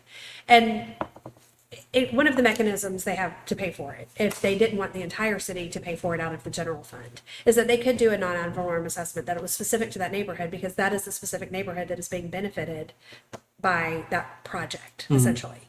And so my question is, in that case, if the commission had an appetite to assess a neighborhood for a very specific improvement, in my mind, the referendum should apply only to those people who are subject to the assessment. Does the mechanism exist to execute that? Yes, right now. Okay, That can I mean, if that's something If that's they not can gonna, meet all the requirements of law, which I know you say Yeah. are zero, but if they meet all the requirements of law, which 'Cause my- are more than zero in my mind. because my concern would be like, can the city and the supervisor of elections office facilitate what you just said? And if the answer is yes, then sure. If the answer is no, then why would we put extra burden on them? But it sounds like they can easily facilitate that. Yeah, I mean, I don't know if there's political appetite, but it is legally possible. And so my question was Oh, I based meant on. more like systematically possible. Yeah, it's possible. But my question is, based on how this is written, is submitted to the qualified electors of the city for approval by referendum. I read this, maybe wrongly, and this is where I want you to correct me, is that in that case where they want to do a neighborhood-specific non-ad valorem assessment, is that for the entire city to weigh in on, or just that neighborhood? All right, let's say that I live on Louisiana Avenue, right? I don't live in Mill Bayou, Okay. right? But the assessment is specifically assessing Mill Bayou residents. Would I be a qualified elector? The way I think qualified elector is, are you registered to vote in the city? Do you live in the city? You're a qualified elector. Okay. But what she's saying is we have the ability to reduce down. yeah. Right, so in my case. Subject to the qualified Right. elector is subject to the assessment. So in my case. Correct, yeah, yeah, it's fine. If the assessment was only to assess the houses west of Highway 77 and 390 for sidewalks. Right. I have no sidewalks where I live. That's why I'm using this example. If only those houses got assessed for sidewalks, only those living in that area, when we get our ballot, that question exist only for us? Corey doesn't live there. He's not going to have that question on his ballot because he's not going to be assessed. I tell you, That's what you're saying. Yeah, it's possible. Okay. It's I tell absolutely possible. you, to do. I tell you what, we might be onto something here. Let's go back to the 60-40. Yeah. The assessment, we're going to assess everybody on the east side of 77, everybody on the west side of 77, they're high and dry, right? So do we need 50 plus 1 on the east side of 77 because it's a narrowed assessment area? If it's a narrowed assessment, yes. If you need 50% plus 1. But if it's a at-large assessment, no. Yeah, slides in the park, right? slide. The entire city of Lynn Haven uses or Yeah. could use the But park. streetlights right? in Mill Bayou. Correct. I love that example because Yeah, that's something I thought of. Why can't the citizens of Mill Bayou just pay X dollars for their streetlights? And they can't. Right? They absolutely can't. And it sounds like there's a mechanism that if they really want the streetlights and the city to pay for them, the city can say yes, but you're getting a non-ad valorem if you approve it for your own streetlights. I like the verbiage that could you say that one more time? The Subject to the assessment. The qualified electors of the city subject to the assessment. I like that. Or to the proposed assessment, I guess. Yeah, yeah. I didn't even know that was possible. Yeah. And the county does it for several neighborhoods for very specific Oh, okay. projects. Yep. Whether, I don't know that it's streetlights, I think it's more material and for road improvement, sidewalks, maybe even sewer or subject to sewer conversion, stuff like that. But they do it for, I think they have 5 or so non-ad valorem assessments that are specific to neighborhoods. Okay. You could do it on, like, some areas on the west side of the city that do not have sewer. You could do it, from the 14 to 1900 block, from Maine to Maryland, and get sewer in there first. It So they're only on shows this- up, it only because they're shows still up on the on- ballot as for those who are going to be affected. Which feels appropriate to me. It does. Yeah, and it's because they're on septic. Their own septic, yeah. Not all of them. Not all of them. Yeah. And I think that conversation is interesting to pin once we get back and we Yeah, revisit the that's 40, 45%, Yeah, 50 yeah, plus 1. But I think probably in the essence of time, we'll get through 6A2 unless you guys feel otherwise. I think we can get through 6A2 and maybe maybe, pin the rest of it until the next meeting, or do you guys? I mean, we got, Or try to get I'm good Or for you mean 20 more six B minutes. two? I'm sorry, yeah, I'm Okay. looking at this, yeah, my bad. Whatever Oh, that yeah. is, 6B2. I'd say let's plug on for 20, 19 more minutes. Yeah, Stop at see where we're 7. at. Or, Okay, or get to. well, what do we have left on the agenda? Just the discussion of the citizens' rights guarantee. Well, That was after Yeah. this, public commentary, So- next meeting, and then we're done. okay. So I'll motion to table that till the next meeting. So item number 4A will be tabled if we vote yes. Okay. Okay, so there's a motion on the floor and just to catch you up, Mr. Switzer, before, when we added an agenda item to discuss the citizens of rights guarantee that Mr. Scray had sent out, or through Ms. Rushing rather, had sent out. So that was going to be on the agenda. The motion now by Mr. Scray is to remove the discussion of this. Table it until the next meeting. I'm sorry, yes, table the newly added agenda item, which was discussion of citizens' rights guarantee until the next meeting. There's a second by Mr. Tucker. There's no public commentary for comment. City manager, would you call the? Mr. Scray? Yes. Mr. Tucker? Yes. Mr. Switzer? Yes. Chairman Langford? Yes. Okay, with that done, I feel like let's plug on for say 10 more minutes. Then we'll talk about scheduling the February meetings and then wrap it up. Sounds good. If you're good with that. Yeah, absolutely. That's great. I'd like to just be out of here at around 7. Yeah. So we got through 1 through 3. Ms. CJ, you added to that number 1 after qualified electors, correct? What did you say, Ms. Myers? The subject to assessment? Subject to the qualified electors of the city.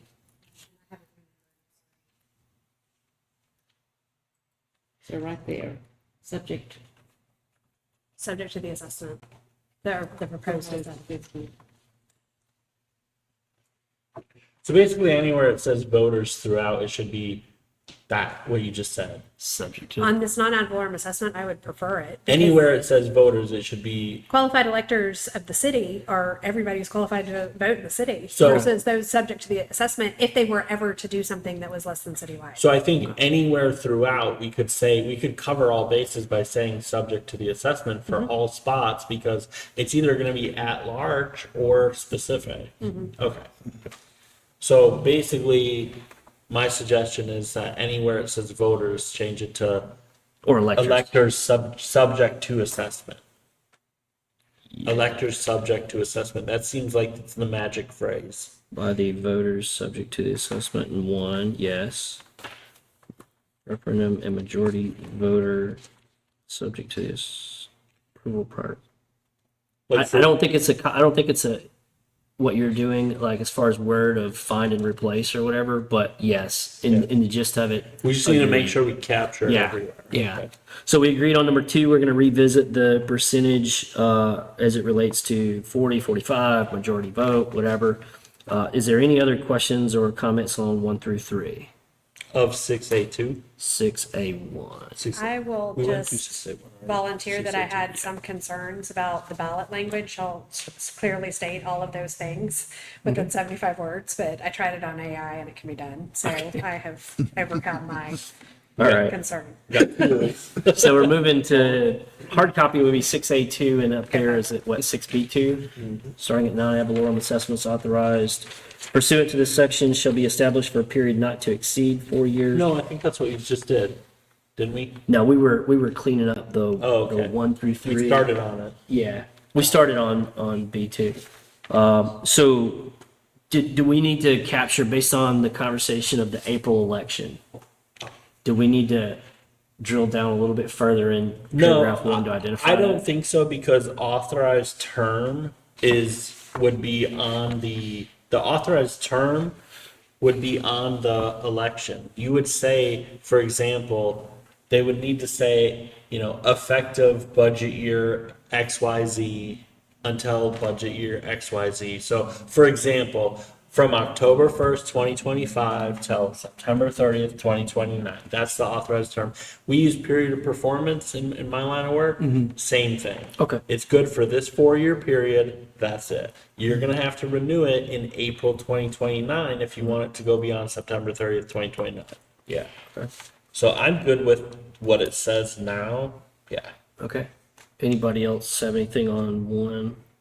I just, I'm at the risk of beating a dead horse. This is the one that makes me concerned. If the state will throw something back, this is the one that makes me nervous, just because the statute requires that assessments, special non-ad valorem assessments, be adopted annually, every year in a public hearing. And so I feel like Can we add something to cover that? well, then? here's the trick. We're trying to take away a power that they already have. So it's in the section 6 because we're trying to limit their power in a very specific way, and I feel like that is appropriate. But this reads to someone who has not listened or watched all of these YouTube videos as if you were trying to give the commission actually a pass on that annual assessment.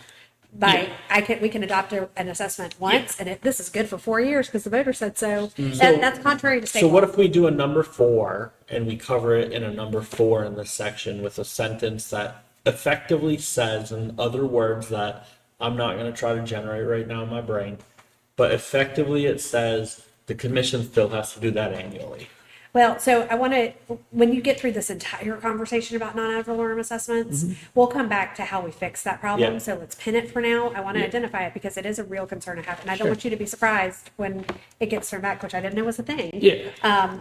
But this is a part that makes me nervous because it is, 197 is pretty procedural. Right. And jurisdictionally, if they don't do all of those things, it's also not valid. Yeah, and we could say something as easy as that the voters are authorizing annual renewal, Within the authorized period. right, Term. for a period of 4 years. So we're really what the citizens are doing is they're authorizing the commission to renew an annual assessment annually up to 4 years. After that, it must go back to the voters to reapprove that annual. And it still has to be annually renewed by the commission within the authorized term. Well, we'll play with the Yeah. language because Yeah. I want to make sure that we're going to still require compliance with state law, of but course. also where we're requiring extra. I just want to pin it for now. I want to mention it, but we'll fix it at the end. Or I may have some thoughts on how we fix it. Okay. Whether it's a blanket statement, except as otherwise stated herein, you will always comply with Florida law regarding the assessments, or if we need to address it in very specific places based on what you just ultimately decide to do. Okay. The next section, we already kind of talked about with the increases. I think that's where you were going to come up with language for the index. Yep. So I think we need to revisit the limitations on annual increases the next meeting in order to hear what that language is. I'm before going we to copy can it settle from on the. Oh, I can give it to you right now. I use the index on the Panama City Beach CRA assessment. So I've already got it in legislative format. I just got to pull it. So I'll read the verbiage right now. It says, the rate of such assessment must be fixed by resolution of the board pursuant to the procedures contained in statute 191.011. Non-ad valorem assessment rates set by the board may exceed the maximum rates established by special act, county ordinance, or previous year's resolution or referendum, an amount not to exceed the average annual growth rate in Florida personal income over the previous 5 years. Non-ad valorem assessments rate increases within the personal income threshold are deemed to be within the maximum rate authorized by law at the time of initial imposition. I will get you language. It's So that a little easier than that. So that basically replaces number 1 of this section. Instead of saying something about ad valorem millage, blah, blah, blah. Correct. Yeah. It could literally be copy and paste. Replace it. Yeah. Okay. I want that because that's a more widely known and managed. Easy to determine. Yeah. Every year, Yeah. Kiki can say, this is what it is. Yeah. This is you'll be Somebody able somewhere is to, paid to calculate. the maximum rate you can Florida do it is Department of 7%. Commerce. You can certainly do less, and they Yeah. can always do less. Yep. But this is the maximum. Yep. Yeah. Yeah, I like that. So we're good on, so on to, we need to match what's in paragraph 2, where we're talking about majority voter approval. Whatever we come up with in number 2 up top, we need to match. Right. that. Everybody see what I'm talking about? Yeah. That's the only, The percentage and subject to.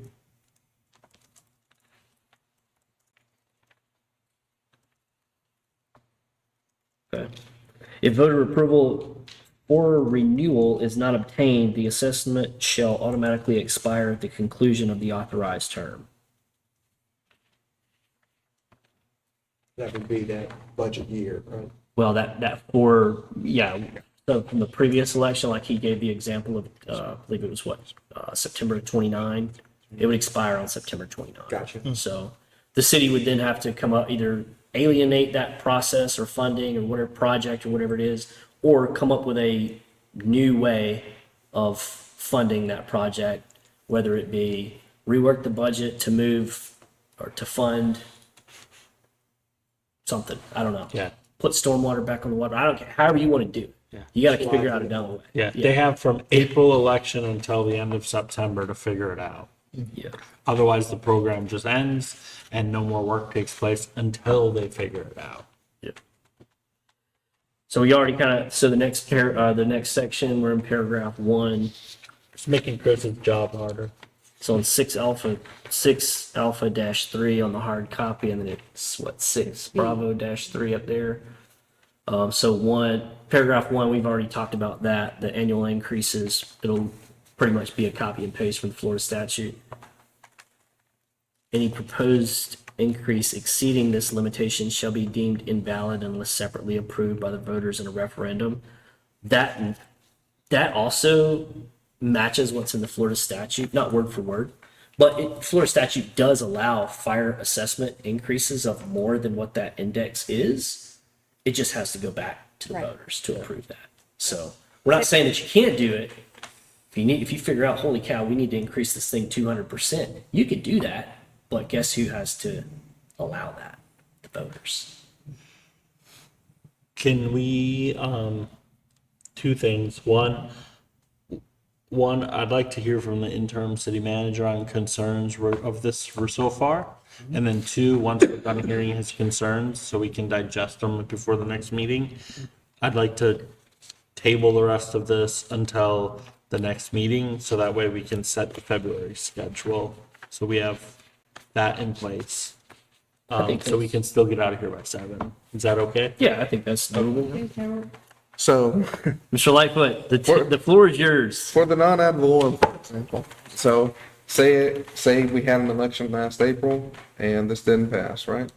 So from April to October 1st, what were we gonna do? We're gonna put it back on the water bill? So do we put the same amount to fund the entire department back on the water bill?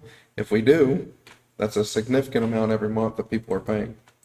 If not, we tell 12 employees, October 1st, you no longer work here, and nothing in stormwater happens. We move the equipment that stormwater bought to another department, or we sell it, and that's the end of stormwater. Okay.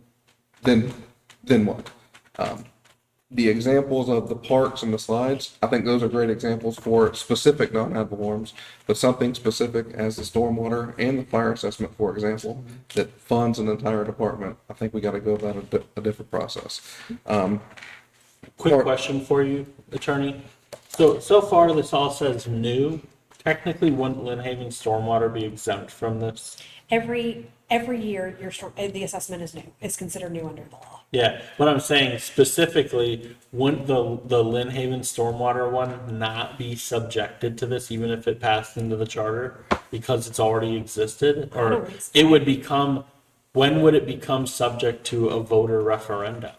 So, and let's talk a little bit, because they just adopted a new methodology this year, which by their intention, they plan to hold in place for 5 years. So in my mind, if I'm appreciating what you are saying and what they are saying, in 5 years or before the end of 5 years, they have to come up with a new plan that would, That's in when it order would go to on. implement it without a gap, would have to get before the voters. And that may be inside or outside of an election cycle, but we're far enough in advance we could plan for it. But Okay. in my mind, that's when it would happen. Yeah. If I'm going to liberally construe it doesn't apply to existing. I don't, I would not, I would give them the conservative advice that every assessment is a brand new assessment because they always have the authority to make changes to Right. it. And so even next year, they would have to put any assessment they want to budget on this referendum to get approved. So if they stick, so conservatively, if they stick with what they've agreed to at this point for the 5 years,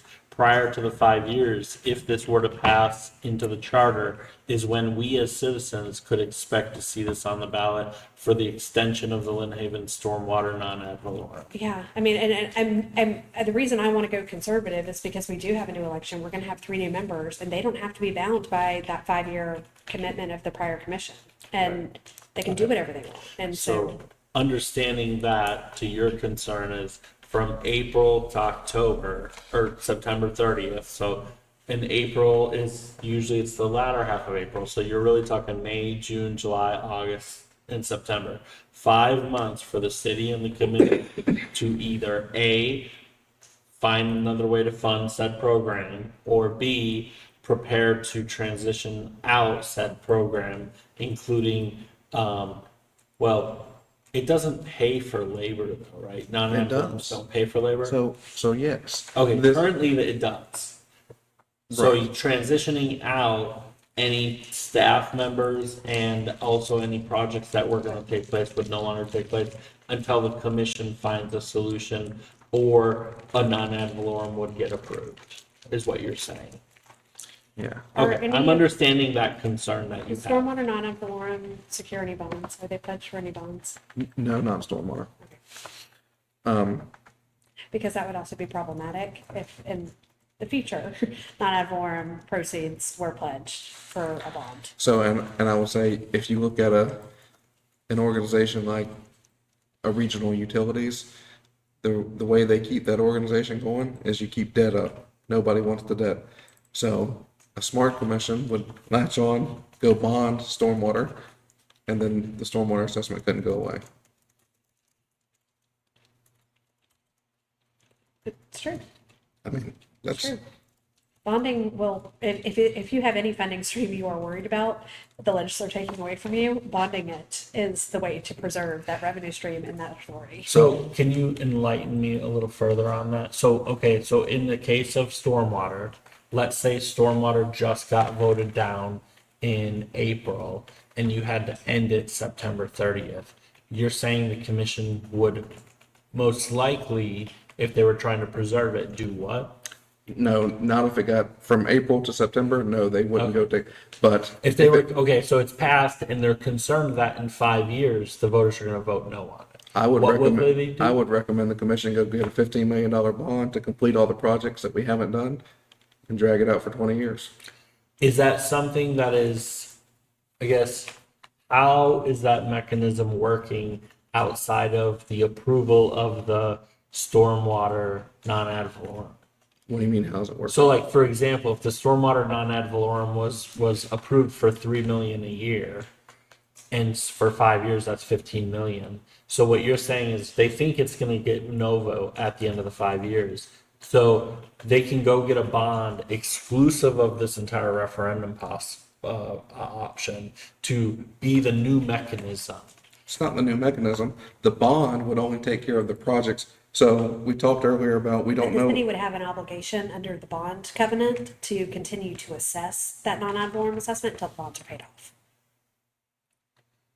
So, but, okay, what I'm not understanding is, we would have already been collecting 3 million a year. So year one, we got 3 million, 3 million, 3 million, 3 million, 3 million, right? That's the 15 million. At the end of the 5 years, it goes away if it was voted on no in that 5th year, right? So what you're saying is in year 3, they could have got a bond for not 15 million though, what's just left? Because there's a cap of 15 million. I think one of the biggest misconceptions with the stormwater assessment is we don't take in 3 million a year, but just say for ease of math, we take in 3 million a year, and that 3 million is being banked to do a project. It's not being banked to do projects. It's being funded or used to fund the stormwater department. So you're funding 12 personnel, you're funding vehicles, you're funding equipment, you're funding the contract of digging ditches, replacing piping, anything that a grant hasn't paid for. We don't have any bonds in the stormwater department.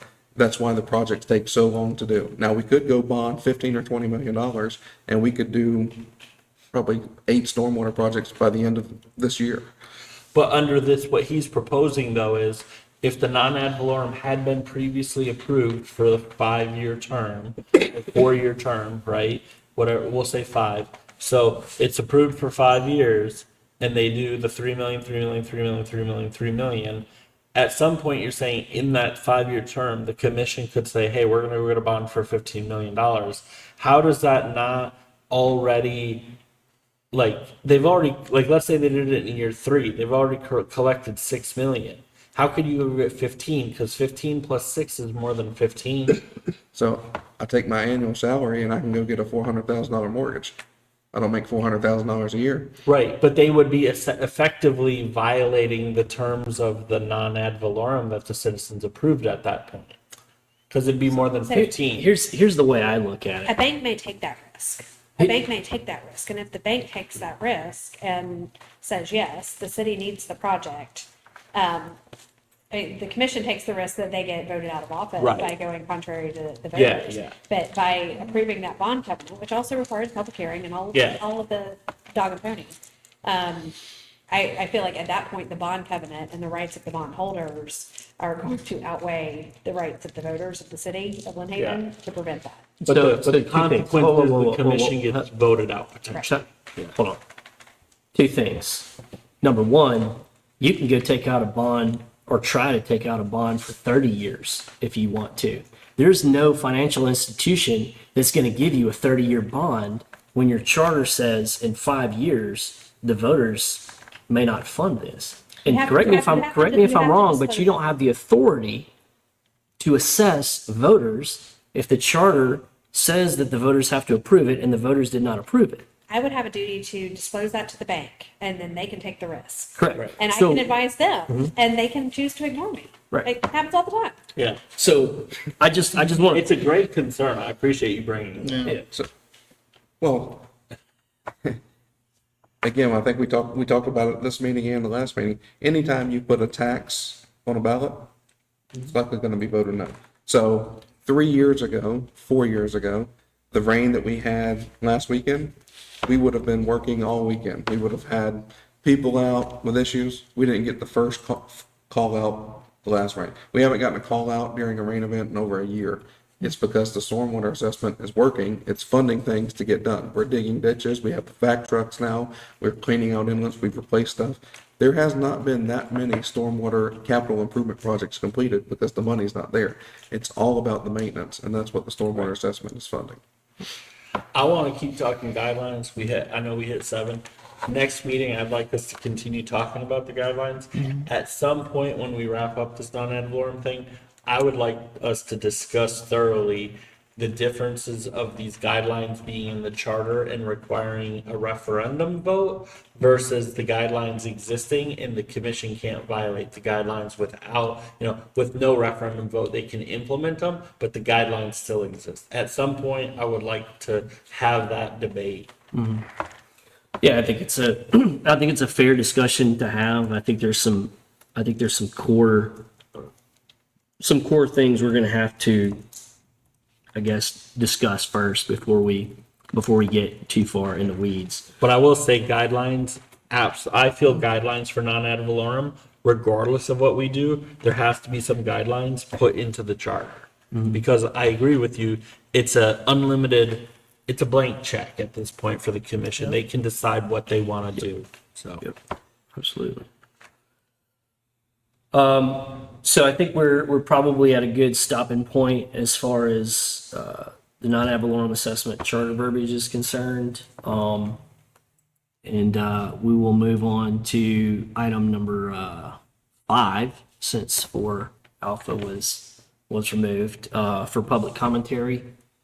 Not saying any public here. There'll be no public commentary. Moving on to item number 6, next meeting. So I know that initially, I think it was our first meeting, we kind of all discussed how many meetings a month do we want to have, et cetera, et cetera. And correct me if I'm wrong, but I think we discussed having 2 meetings a month. After each commission meeting.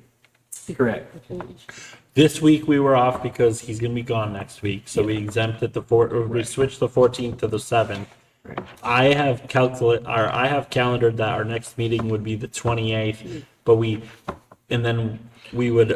our next meeting after that would be February 11th and then February 25th. Am I tracking correctly? So I'm going to say the agenda will come out tomorrow, but there is an item to move the commission meeting from the 27th to the 29th of this month, because it's the Florida League of Cities Week in Tallahassee that the commission is interested in going to.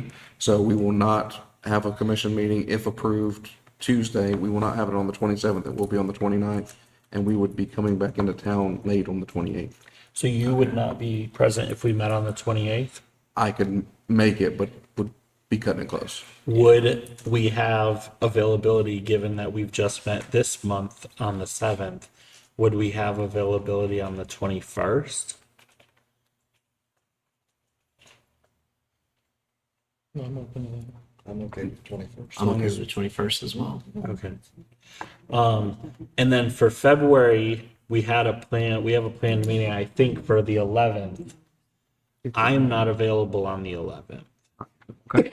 I would, if possible, I would like to do that on the 4th. Tell you what, let's slap the table on the 21st right now for January, and then at that agenda item, we'll discuss when we're going to meet in February. Does that sound okay, or do you want to try to figure out February now?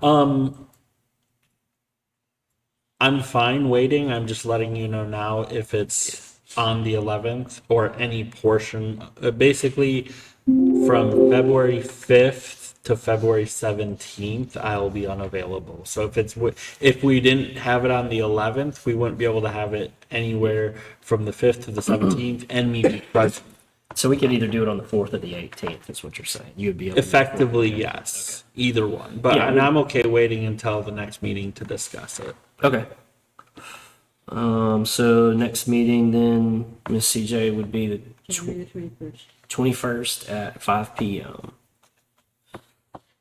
Okay. So that's item 6. Moving on to item 7. We're adjourning. Thank you.